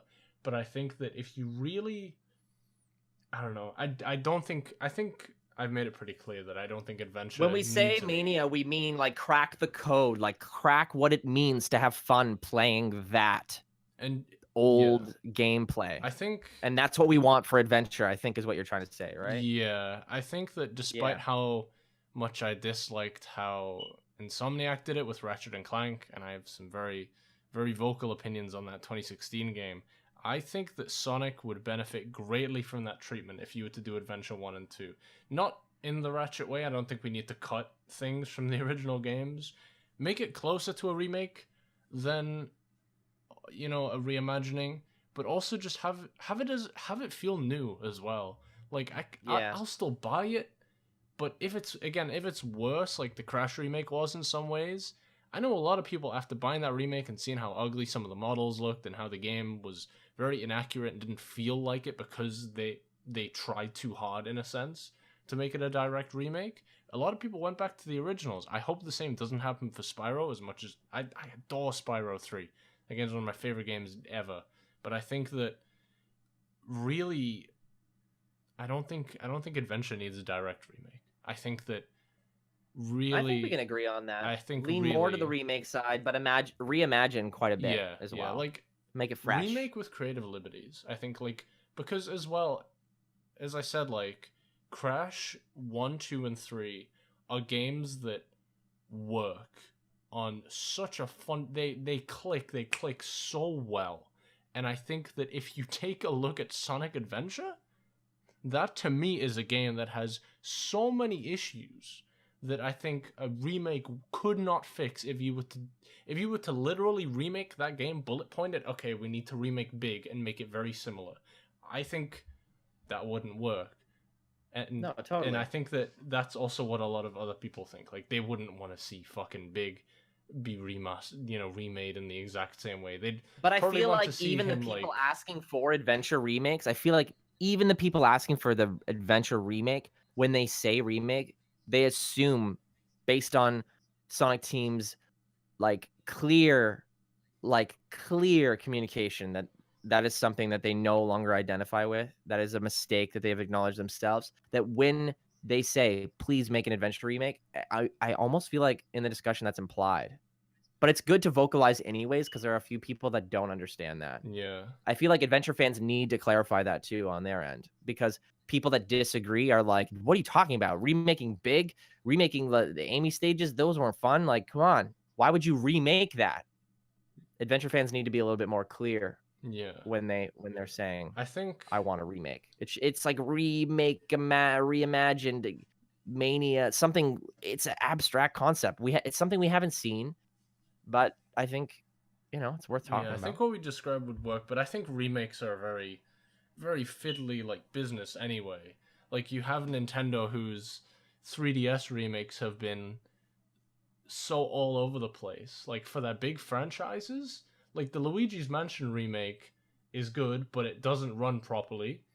We have Ocarina of Time 3D, which is a beautiful remake that improves on so many of the issues of the original.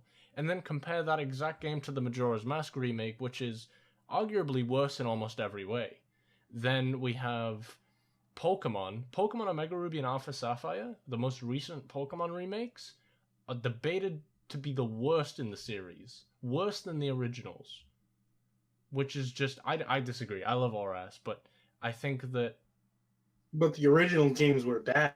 yeah, no, Ruby and Sapphire are not the best Pokemon games, but I think that like Nintendo in general, like they've been very iffy, and that's Nintendo. Like, you know, you expect great quality out of their Zelda or Pokemon, but people were definitely disappointed. Me especially with Majora's Mask 3D. That game is so I want to like it, but I just don't want that to happen to Sonic. You know, if Nintendo is setting that bar and setting that example, I am scared to see where Sonic Team will place with remakes. I feel like that just so I think this is evidence that we're talking in circles, but I feel like that just brings me back to Sonic Team almost has a benefit of there being a negative stigma of the games they choose to remake because that allows them more room to breathe new life into it. Whereas Nintendo has this pressure to meet the expectations of games that are considered to be some of the greatest of all time. Yeah. Whereas Sonic Adventure is a little bit more niche. It's a niche market, so there's less risk and more you can do, more you can play with, more creative freedom. That's what makes the idea so exciting. That's why the reimagining plus / remake, it's kind of fun to imagine, is because there's a lot of blanks they can fill, a lot of things that they can fix and tweak and change. It's kind of fun. Do not remake 06. That game is some ass. Listen, are we ready for our last topic? Or I mean, I just want to say this: remaking or doing whatever to Adventure is better than porting Unleashed. Okay, so fuck Unleashed ports. So we wanted to talk about this because it's, I mean, I think we're all pretty vocal on this game in general, and it's one that I don't think we would have like an opportunity to talk about at any other time, and it's especially relevant because after the whole is it getting ported, is it not getting ported fiasco, I think it's time to have some sort of look back, even if it's only a little bit, on Sonic Colors, because that to me is the weirdest game that I have seen people hate. And I know that it's 2 for 1 in this episode about people who like colors and people who don't. But I mean, well, Matt, do you want to go first on colors and like what you think about it? Okay, so oh shit, did my chair just fucking break? You gotta stand up now, bro. Nah, I'm good. Okay. But fuck. Sonic Colors is a game that I was very excited for when I heard about it. Alright, because like I wasn't on the internet and stuff like that back when Colors came out. So I didn't even know like the game existed until like I saw it in a fucking, what is it called? In like one of those Scholastic book orders. Oh, I don't know if God. you guys had those. I don't know if you guys had those. You saw that? You saw Colors in one of those? Yeah, and I got the DS version. Oh my god, that's so I played cool the DS version about. before I played the console version. That's cool. Yeah, and I got that, and then I found the console version in a fucking Kohl's for like $20. Played that, and well, I sunk about my original save file has about 10 hours sunk into it because me and my friends literally like sat down for like about 5 hours trying to beat the final boss. How young were you then? You like I'm bad at like boost. I'm bad at the boost games. Yeah. And like that might be like one of the reasons why I dislike them. Yeah. But like, fuck, man, the game is just, I don't know. I don't like how it controls. I don't like how it feels. You know, and like the weird thing about what you just said is like I agree with you. Like as much as I love colors, I don't like how the game controls or feels. I think it's really stiff. I think it's really awkward. I got introduced to Sonic Colors through the internet. It was like 2012, and it was around the time that Generations had came out, and I had remembered, I think it was Johnny, where I first saw a video on Generations. It was Johnny or Brain Scratch or something like that. and I saw their playthrough of it, and I was like, hey, this game seems pretty fun. I bought Generations, fell in love with it, and now that's probably my favorite 3D Sonic. And it's, you know, and I grew up with Sonic. I think I've said this a few times on the show before, but I started with Sonic 2. It was a thing. It was a hand-me-down from my mom. She loved playing Sonic 2. I started with Sonic 1 and Sonic 2 when I was really, really young, when I was like 3. And then I got Heroes when I was a little bit older. And then I got 06 and Shadow. And then I never played the games again. I think I played Advance. And I never played the games again until like 2012-ish. Generations comes out. I play it. I love it. And then I go back and buy Colors. And I thought it was pretty good too. And I think that Colors, for me at least, is one of those games that is an improvement over Unleashed. I don't know if we can all agree on this, but I think Colors is like way better than that game. Personally. I would agree, but I think there's a few bits of context needed to justify my opinion. Yeah. For starters, before I talk anything about Colors, I think it's worth saying, even though it might sound trivial or seem trivial to many people hearing this, I wouldn't go out of my way to buy Wisp merch or wear a shirt that says "Reach for the Stars" or "The Colors Feel So Right" or have Sonic Colors logo on my shirt. Like I don't run around with the Colors flag. Hold on, that's how the Colors Feel So Right on a shirt. That sounds kind of clean. Hold on, wait. I'm gonna buy some Wisp shirts now. It's time. Anyway, like I think what it did for the series was really important, and people that missed that conversation and that time, it goes over their head what the game represents. Yes. The game is a stepping stone to something better, and that's I think what's missing and why we're seeing it come up as a negative thing, because taken out of context, anything can be whatever anyone wants it to be. So here's how it went. They put a ton of resources into Unleashed because they made a ton of money from Sonic 06, and then but their brand got damaged. So the only logical solution is, we got all this money, let's make a really great game. Let's make the best game we possibly can make. But however, they made some like haphazard decisions, and they released a slideshow. You know, and they were genuinely trying to make Adventure 3 at that time. They were trying to apologize for 06. Whether you like 06 or not, they were trying to make the best possible thing they could for us. And it shows in Unleashed. Whether you like it or not, it does show. The effort and the polish is there. However, they also released a Wii version made by Dimps. And that version outsold the best that Sonic Team could do.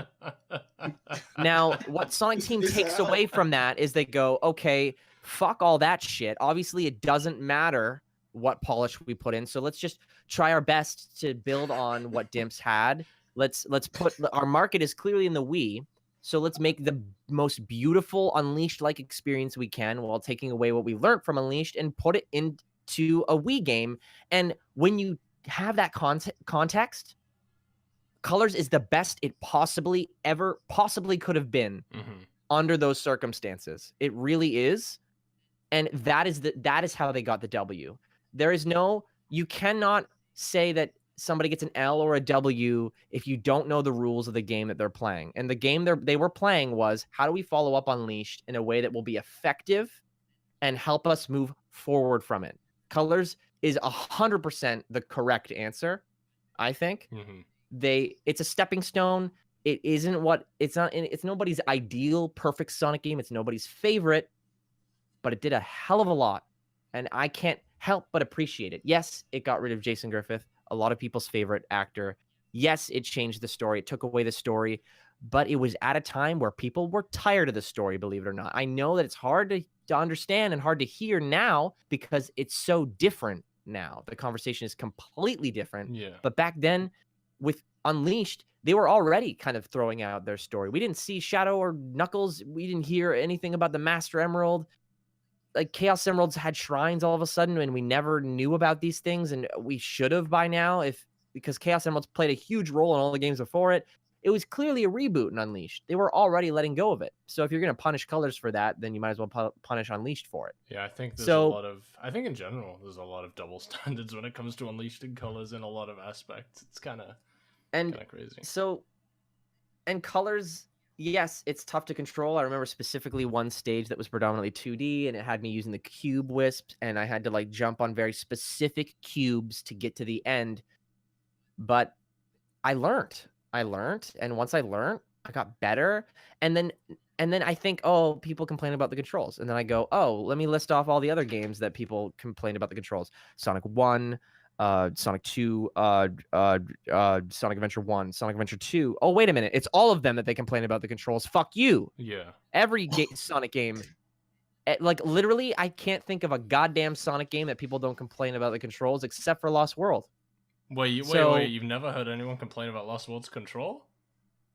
Not really. I mean, it's pretty tight in terms of controls. I think the main criticism with Lost World is that it doesn't do anything with its ideas. It doesn't I've build. literally heard the opposite. I've heard the controls are awful in Lost World, and I love that game. So I find the controls are the best part about it. Not necessarily the concept behind the controls. I think the run that this is where vocabulary is important. I think when people criticize the controls of Lost World, they might use the word controls, but they mean the idea of a run button sucks ass. And I would agree.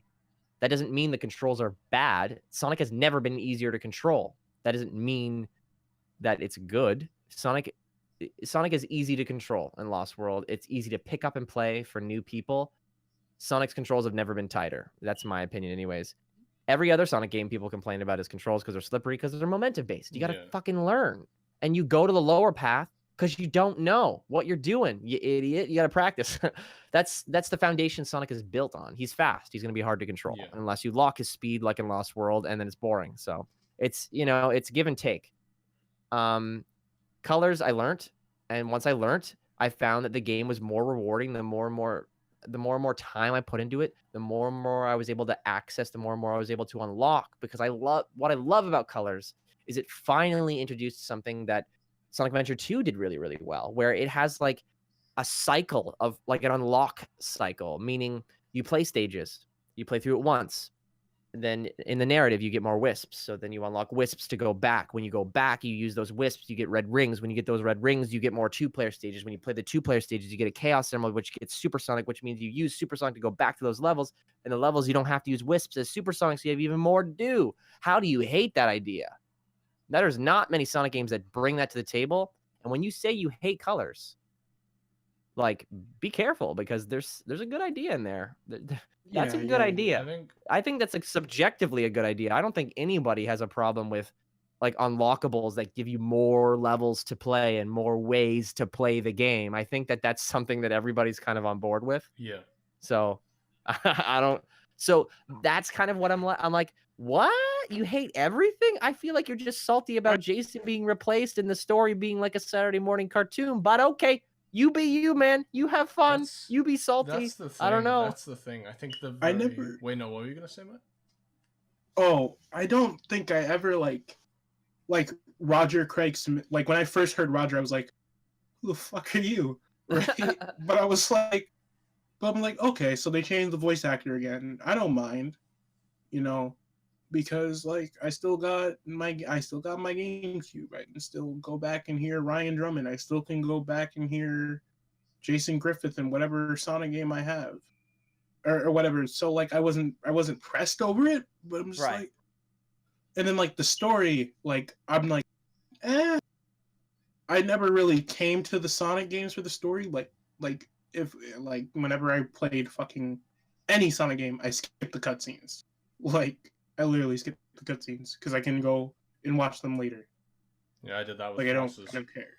I can go and watch them later because YouTube exists. Yeah, I think Sonic Colors. I mean, there's a lot of different aspects, and not to break down a game in the most boring way possible, but there are things such as level design, graphics, art style, music, and I think that Sonic Colors and Control as well, I suppose, when I'm talking about platformers, because it's very important. But I think Sonic Colors nails all of those, and I don't get it. Like I can get what game is fucking pretty. Yeah, for a Wii game, dude. That game, okay. I think we've said this before, but like the people that think HD is more deserving of an HD port, fuck you. Like you fucking Sonic Colors and native 1080p would look gorgeous, but the real thing for me, and I think this goes back to what I was saying earlier, and we've said in earlier episodes, is that I don't know a single person that when this game came out, or around the time that it came out, especially which is when I was getting back into the series, who the fuck hated this game when it came out? And another thing, why do people hate it so much now? Like, I want to pick at these people's brains. Like, I don't understand it. I don't get why people don't like this game. Like, I can understand why you wouldn't like it. I can understand why you wouldn't like Boost. Like, that's the thing. Like, everything I just listed, like graphics, sound, whatever, I can understand. Music is entirely subjective. I can understand why you'd think Unleashed would look better, or 2D sections. That's why. Yeah, 2D it's sections. literally the 2D sections, and I feel. You mean that thing that And, Sonic one of the Unleashed main was like reasons 50% of? Oops. Yeah, well, I never play. I have played like 5 minutes of Unleashed HD. You know how No, you're not I missing out played- on much, bro. I played the Wii version more, and the complaints with the Wii version is too much werehog. But like, I just feel like there's not like the fucking game tries to like. The game gives you roadblocks. You basically Yeah. is my problem. The game gives you a fucking roadblock like midway through, and it's like, okay, so I'm bad at these. I'm like, if I do bad in these werehog stages, I'm not gonna be able to progress. I'm not gonna be able to progress and do like, the Sonic stuff that I actually want to do, so I can beat the game. It's the Like- game version of like spending all night just doing what you like at home, and then showing up to school, and like the werehog is like, did you practice your fucking reading, idiot? And you're like, no, because I don't like to do that, and I don't want to do it, and you're bad at it, Exactly. and big fucking surprise, That's you're like miserable. my whole mentality behind it. But like colors does these like 2D sections, right? And like, but like a quarter of like those extra 8 acts, like the fucking extra 7 acts in each area, are like are just 2D section, or just 2D like platforming, or 2D like wisp sections. And I'm like, yeah, I'm not, I don't have like a huge problem with this, but like, can I not like do this for like 8 levels? Like, I think it's Starlight Carnival is like, I think is where like I find like most of my problems yeah. with like I agree. with like those sections, because the cube wisp sucks. Yeah, I It's think so- I think it's not a case of 2D sections, because there's a lot of them, but there's also a lot in Unleashed and Generations especially. Like, people forget that Unleashed had 2D sections, but nobody fucking complained about them because they were pretty well designed, all things considered. I think the 3D sections in Unleashed are worse than the 2D sections. 3D sections in Unleashed, you run down a hallway. And I don't think they're much better in colors, honestly. I think Generations was where they really like hit their stride in all regards. Yeah, because, well, like the 2D sections in like Unleashed and shit are like, oh, you're just shifting your perspective to go to this area. Yeah, we're just shifting your perspective really quick to go to this area. But in colors, it's like, okay, we're gonna shove you into this corridor. We're gonna shove you into this like corridor, right? And you're gonna have to do this challenge. There's these things. There's like these random ass bottomless pits. Gotta be wary of those. You don't want to fall in those. Yeah, there's a lot of those. And in just colors. like get to the fucking goal ring. I think something interesting about colors is like, see, my point from earlier is like, Unleashed has so many of those sections, Generations has so many of those sections, Forces has so many of those sections. But I think the reason why people take issue with colors in particular is a lot of those 2D sections can come off as kind of boring. And I don't. Yeah. And I think that people focus way too much on linear versus non-linear and all that kind of shit when they really don't know anything about level design. By the way, I think I've said this before, but if you see level design as a very binary in terms of platforming like Sonic, if you see it as a non-linear or a linear, it's not a binary thing. There's a spectrum, you can't just classify levels like that, and anyone that does that is fucking stupid. But the fact of the matter is like, I think colors just Fuck. Bro, no, honestly, like colors just does some things like And like the I 2D think sections they're just aren't not exactly incredible. intrusive. Yeah. I think they're not intrusive. Is one of the things that like I'm like, hey, y'all good, because like they're like 10 to 20 seconds at best. But like if you're bad at video games, you're gonna be there for like a minute. Well, I don't know. It's yes, so there's a lot of 2D sections in all boost games. I honestly think that by a small percent, Colors is the greatest offender. The problem is the vocabulary is that 2D sections suck, and it's like, are you fucking stupid? Just ask for better levels. The conversation should be, can we have more interesting level design? Now, that's fine. You know, introduce more new mechanics. Fine. But when you play Colors, literally play Colors right now. Turn it on, play Colors. You can roast it all you want all day fucking long for how many 2D sections. You can roast it all fucking day long for having blocky level design, whatever. Play it. Think about how many mechanics it's introducing to you at every step of the way. Yeah. It is, whether you like the mechanic or not, that fucking mechanic that people hate where you step on a button and the thing slowly spins around. Yeah. It's one level and it's not a long level. And it's something new. So when I play it, I go, okay, yeah, it's the fucking level. But I spend like 2 minutes. It's not 20 minutes like the Werehog in the same fucking mechanic over and over. And like Stretchy Arms got boring 2 levels in. Sorry, they didn't do anything interesting with it. Fucking hey, you see this? They ran out of ideas right off the bat. Colors doesn't give you all the ideas at the beginning. It hits its stride as it goes. That is, in my opinion, a more considerate. There's more consideration for the player's experience from start to finish. It's no wonder when I play through the story, when I turn the game on, I want to play through the story start to finish, and I have fun doing it. Unleashed, if I play it and I want to have fun, I'm going to play the levels I want. I'm going to choose the levels I want. SA2 is the same way. SA1 is the same way. I open it up and I play the levels I like again. It's just an echo chamber of what I like. So, of course, I like what I like. Colors, I can turn it on, start the story, skip the cutscenes, yeah, sure, whatever. But I enjoy it from start to finish. Yeah. And that needs to be part of the conversation. Enjoying the main campaign. That's one of the few Sonic games you can do that. Mania does it.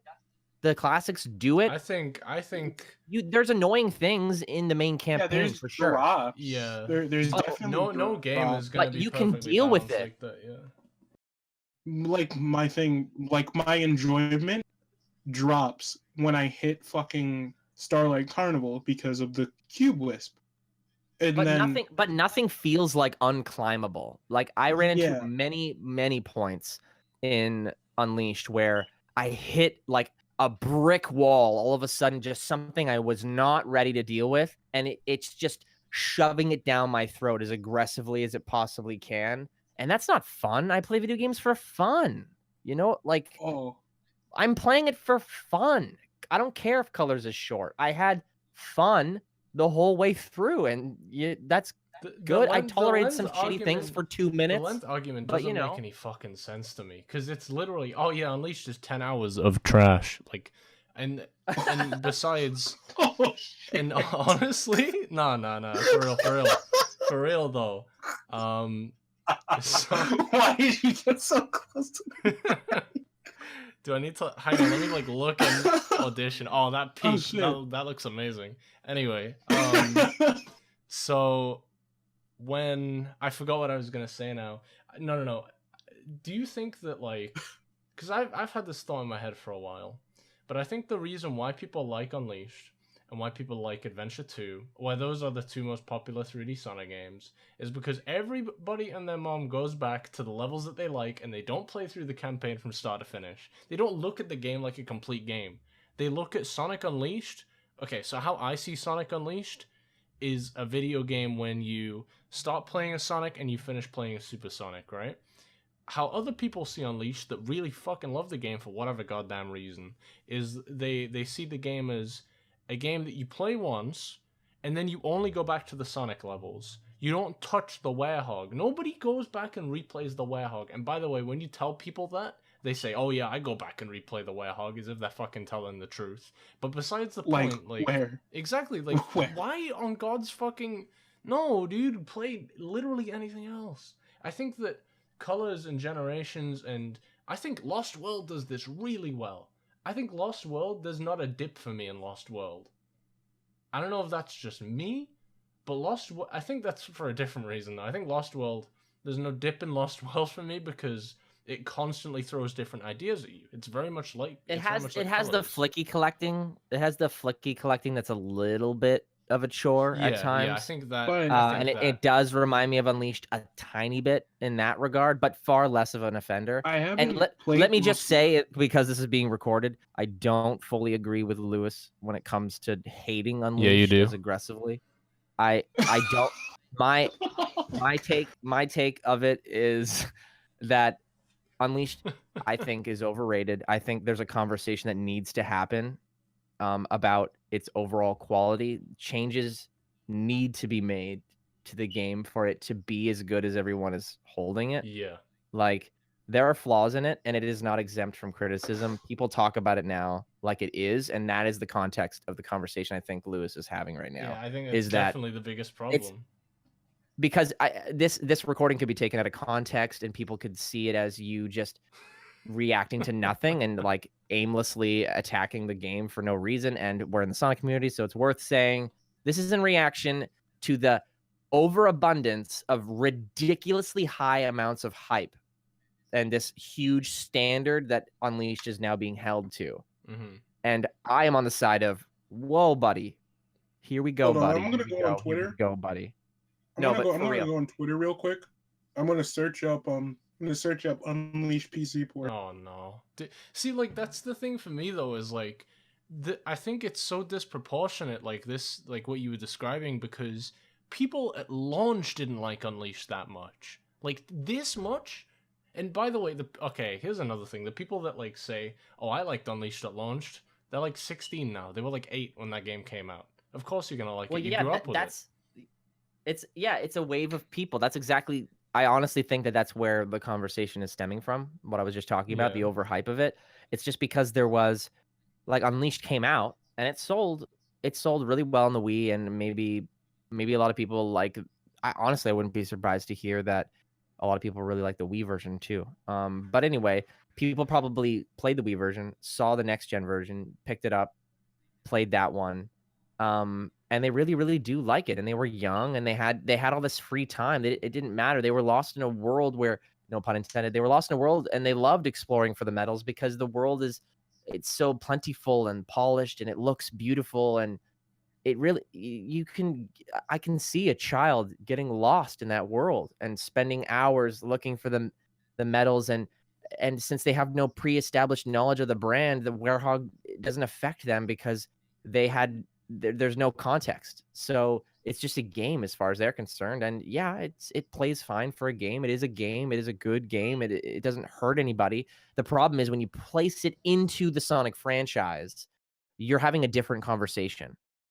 So these people that are now 16 that grew up when they were young with Unleashed, when people go, Unleashed is not a good Sonic game, these people go, what are you talking about? I had so much fun with it. How do people see it so differently? The answer to that question is because these believe it or not, fans that joined in at Unleashed, there have been people that have been following this series since 1991. This conversation about what Sonic has been going on that long, and like it or not, there is a whole lot of shit you don't know. and that's just that's just the way it is. There's shit that even I don't know, that I'm still learning from other people. I'm learning right now with Lewis. I don't know everything. And claiming ignorance, I think, is important when you have one favorite game that you started and you're joining a franchise midway. Yeah. And of course, by the way, I think that it's very important to say that having those opinions are fine, but also don't act as if you aren't ignorant, and don't act as if you know what the fuck you're talking about and sit on a high horse. I think, because I've talked about this to so many different people in so many different conversations about so many different series, but I believe, I don't know if I've talked to you about this, Evan, but I believe there's like a bracket, and it's like 8 to like maybe like 6 to 10 years, right? Where a game comes out and people have opinions on it. 6 to 10 years later, that game is now the greatest game ever made, and then a couple of years later it drops off. And we have had that with every single Sonic game since Sonic Adventure 2. We have had Sonic Adventure 2 when that game was by far the most undeniably most popular Sonic game, and then people started picking it apart, and that was like second. that. It's still like second. Yeah, but it was Right, it was undefeated. It has the second highest Metacritic score for like any Sonic game. But it was out of straight any up Sonic like game. undefeated though. Like you can't disagree that like Yeah. in 2010 to like 2012, the people that grew up with Battle and like the original, you can't disagree that that game is like the greatest thing ever made, right? And then So why isn't Shadow an Echo fighter? because he would need guns and they wouldn't do that. Because he's an assist trophy. Okay. So he's also a sticker. Get fucked. But seriously though. And then like Heroes comes out, and then there were a couple of years where everybody was like, "Huh, Heroes wasn't that bad." Haha. And then Shadow and 06 had that bracket, and there are people that very particular people. Wait, Shadow. People thought Shadow and 06 were good. Yeah, no, I've talked to tons of people. No, only Where? recently. Wait, recently, Yeah, Lewis. I no, agree with you. Recently, that's the I thought thing. you were talking about on launch. On No, launch, no. on launch, people hated 06 and Shadow. No, like for yeah, sure. no, but like that's what I'm saying. Like it doesn't matter. But like, Look, I like, wanted Shadow at like launch. recently, like people have been loving Shadow, Unleashed, and 06 because those games came out in a similar Where? bracket. Now this isn't just and I can guarantee you that Sonic Colors is gonna get that in the next 2 years. Additionally, I think that it's a very weird wraparound effect that works on other series as well. It's very prominent with Pokemon. You remember fucking when Omega Ruby and Alpha Sapphire came out? Those remakes came out 10 years after the original because of the Hoenn confirmed bullshit, because everybody loved that region. And nowadays, people hate Hoenn. People are like, fuck Ruby and Sapphire. The same thing's happening to Pokemon Diamond and Pearl. Oh, it was happening in Diamond and Pearl like about a year ago, where everyone was like, oh, we need the remakes now, you know. I grew up playing this game, and I was one of those people.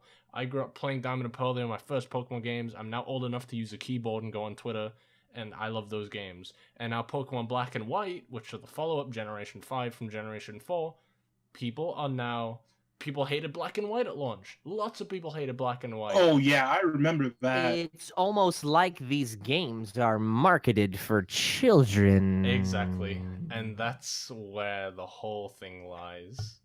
And I think I still like Pokemon. I still like Sonic A. yeah, no, Pokemon Black and White was clean. Fuck everyone who didn't like that game a lot. Exactly. But Fuck. I think Colors is definitely gonna go through that in like 2 years' time. Like people are gonna be like, oh, I remember growing up with Colors, and people are gonna love it. They're gonna be like, hey, you know, why do you? They're gonna have like what they're gonna do what we're saying now in like 2 years' time. They're gonna be like, why do you hate this game? I grew up with it and loved it. Because the controls are not alright, and the wisps feel intrusive. Ugh. Oh god, I can't. The say. wisps are so like integral like to the game. See, They're so integral to the game, but like it was like, but like I know like the common criticism for Colors is like, why does Sonic need these alien things to do abilities that he already had in the previous game? Like how why did wisp- Sonic need a ring to Lightspeed Dash? Twice. Why does he need this? Why does he need this green alien to like fucking Lightspeed Dash. Lightspeed Dash? He was It's I just repeating itself. I understand in like previous games he had to get an upgrade, but like in Unleashed he could just do it with the press of a button. So like My favorite thing hey, is when he come like on. lost it in between Adventure 1 and 2 and no one complained. People joke about that when it comes to like Metroid. That like Samus like loses where all she of her just throws away all her Yeah. shit. And it's like people actually think that about Sonic, man. I don't get it. But at the end of the day, Colors is amazing and Unleashed is bad. And if you think differently, then die. Absolutely. 100%. See, people are gonna like crop like that out of this episode. That's why I stuttered and clearly was joking. Oh my god! If you think I was serious, please do not. Well, actually, I have very hot takes on Sonic the Hedgehog, and Oh god, dude. Unleashed is the superior game because the Werehog has stretchy arms. That is all. That is all. And it's like post 40 out of like a big ass thread. I think, okay, I want to like gush a little bit about colors because I don't think people do it enough nowadays, but the one thing that stood out to me in my very recent playthrough, I played it back in like July or August of this year. It's pretty recently, and I noticed that the egg pawns, they have little whisks and chef's hats, unlike in Sweet Mountain. I'm like, that's really cool. It made me a bit sad that Forces had fucking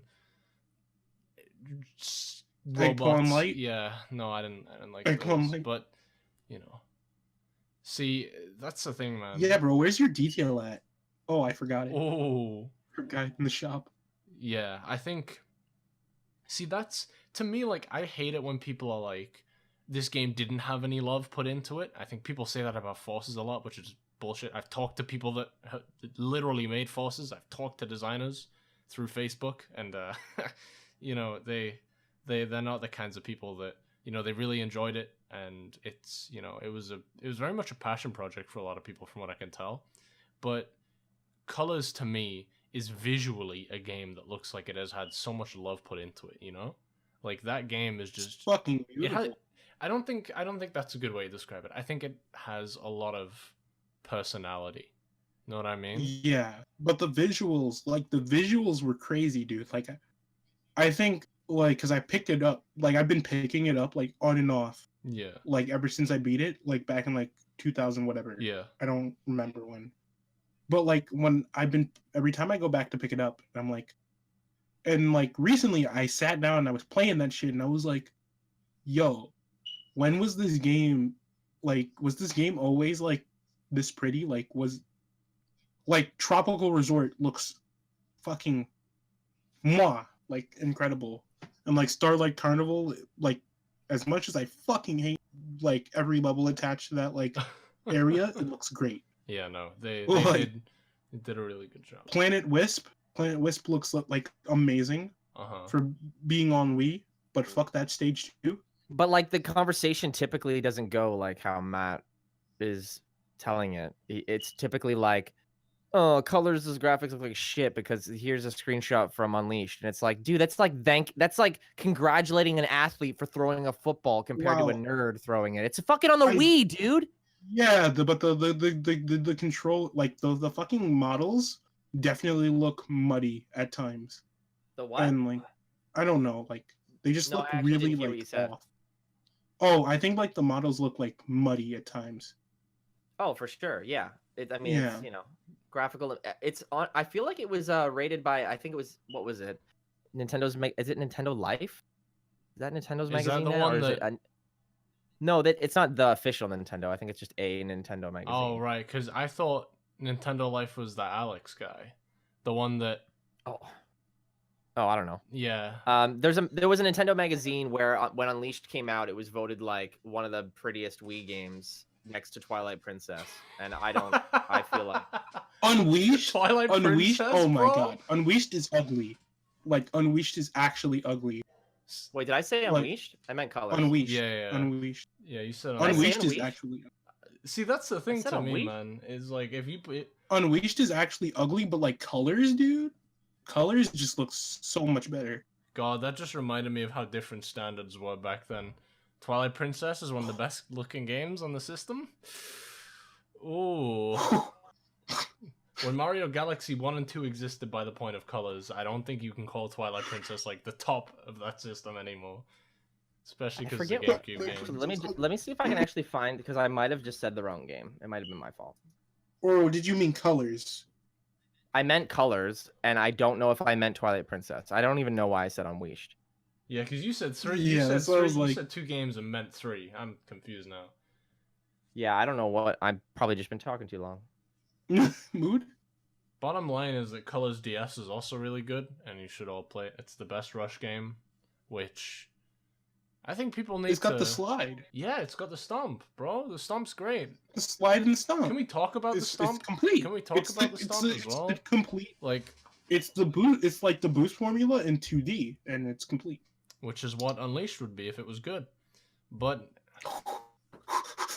see, that's the thing with Unleashed that I don't get as well. Like, I said something about double standards before. By the way, I don't hate Unleashed. I don't think it's fucking awful. I'm only joking. But the thing with Unleashed is that people hold it to a very weird double standard. It's like, oh, the level design and colors is linear. Is something that I hear all the fucking time. And these are literally people that have played the games, didn't return with the wisps or anything. I found the article. Oh? So this is it, and I had a point. So just forget everything I said before this. The Nintendo Power for March 2011 had the best of 2010, Mm-hmm. and in 2010, Mario Galaxy 2 and Epic Yarn came out, Hey. and Nintendo Power gave Sonic Colors the best graphics award for that year, Epic Yarn is beating so stylized beating as Epic well. Yarn and Mario Galaxy 2. That is nutty. I didn't know that. That is... Yeah. I'm glad that you didn't mention Twilight Princess and that. Fuck Twilight Princess. I just remember. I remembered the fact that it was like a well-known, like, big Nintendo game, and that Sega outclassed it in at least visuals. Yeah. I'm so sorry. It was impressive. That does mean a lot. But like, getting back to what I was saying, it was like level design. Yeah, I think in general, Unleashed holds a lot of double standards. Commentary on Unleashed is held to a lot of double standards. When compared to Colors especially, I think, like, people tend to say that Colors is very linear level design when Unleashed is a collection of hallways. I think that Colors visually is way more distinct than Unleashed as well. Like, if we're really to pit these two games, like, against each other, like, you can't compare Starlight Carnival, Sweet Mountain, Tropical Resort, and, like, Asteroid Coaster. It's interstellar. It's, like, really interstellar. Like, that's the whole point. I feel like there's a reason it's such a polarizing conversation, because it's just oil and water at this point. Like, it's just two people talking about different things. I feel like you might disagree, but honestly, I feel like Unleashed, like, if you pick one level from Unleashed, it's one level is stronger than one of Colors' levels. But if that's how you judge games, fine. If you choose your favorite 3 levels and you always go back to your favorite 3 levels, and that's what makes a good game to you, as long as there's 3 levels or 4 or 5 levels you really, really like in the game and it's the best game ever, fine. For me, it's start to finish the main campaign, and Colors wins for the main campaign. And I think Unleashed has stronger just levels at times. Yeah. Not always, but the experience is dampened by it being a mess from start to finish. So I can't really return to it as often based on the way that I play games. I think So I don't know. I think that's the reason why I get a lot of shit for liking Heroes and Lost World, because, you know, from start to finish I enjoy those games, and the same thing goes for 3 and maybe Sonic 2 and Sonic Mania at times, and, you know, I can't enjoy all of Sonic Adventure. I can't enjoy all of Adventure 2. I can say that, I mean, I don't enjoy... That's the thing, like, I don't enjoy any of these games from start to finish. There are low points in every Sonic game. I'm not trying to sit there and play fucking, you know, the Sky Chase level from Sonic Mania. But the thing is like, as a core experience, it's so... Games can be so solid and not fragmented in a way that the adventure games are. Heroes is one... It's not a great one, but it's a smooth sail. And I think that Lost World and Colors definitely come into that aesthetic. Maybe I just like really colorful Sonic games. Maybe that's just it. It might be true. Yeah. And I think that, again, after all the joking that we've done here, like, regardless of what you like more, it doesn't really matter. But don't intentionally, you know, like, seriously shit on other people for liking something different to you, because that is, that's not good. And I think we made it. Yeah. I think we did it. I think we talked about Sonic the Hedgehog without killing each other. Also, thanks Come for here. listening to this long-ass discussion about Sonic. You get the You Like Sonic Way Too Much award. Yeah, no. Congratulations. You've got more problems than the rest Take of us. a breath. Have a nap. Eat some food. Drink a drink. you just give your mind a break from Sonic before just let all this digest. You skipped to the end, didn't you? You son of a bitch! You don't get this award. Go back, you bitch. Yeah, I was Fuck gonna you. say. You're cheating. Yeah, if you're at 214, I can track watch history. I can track like what minutes on most watched. So if I see like a big gap in the middle, like I know what you're doing, you freaks. But yeah, I think that wraps it up for this episode of Finalhazard. Evan, where can people find you? I'm pretty sure most people watching already do know the answer to that question, but where can most people find If you want my unrefined opinions, the bad follow ones. me at Mardiculous. The bad ones. Unrefined opinions. You can follow me on social media as Mardiculous, Mardiculous. But for everything else, more professional and more regulated, just follow TailsChannel social media. It's all TailsChannels. There's Snapchat, Instagram, Facebook, Twitter, Tumblr even. Oh my you guys gosh. have a Tumblr page? Yeah, basically we just couldn't find we really wanted to cater to the art community in a very focused right. way, and it felt like the best place for us to be able to do that is on a Tumblr. So basically I just reblog art I really like so that I can use the TailsChannel name to really just promote artists that I think need it. I really make sure to like search under the Sonic tag and organize it by recent, and if I see anything undiscovered, I really like to give it a reblog if I can. So if you want to see some cool Sonic art that's undiscovered, give us a follow. Is that what it's called on Tumblr? I don't even know. Give us a follow on Tumblr. We post like 5 times a day, some like really cool art. And it's just a great way to stay up to date with live stream stuff because my life is crazy and sometimes I have to cancel or reschedule or, and we also post Sonic news on all of our social media. So it's a way to, stay up to date while you're on Tumblr or whatever social media you choose. All right, that's great, and you guys already know where to find me on Matt. We're always linked in the description. With Evan's stuff as well. So we'll see you guys on the next episode where we'll talk about more Sonic the Hedgehog.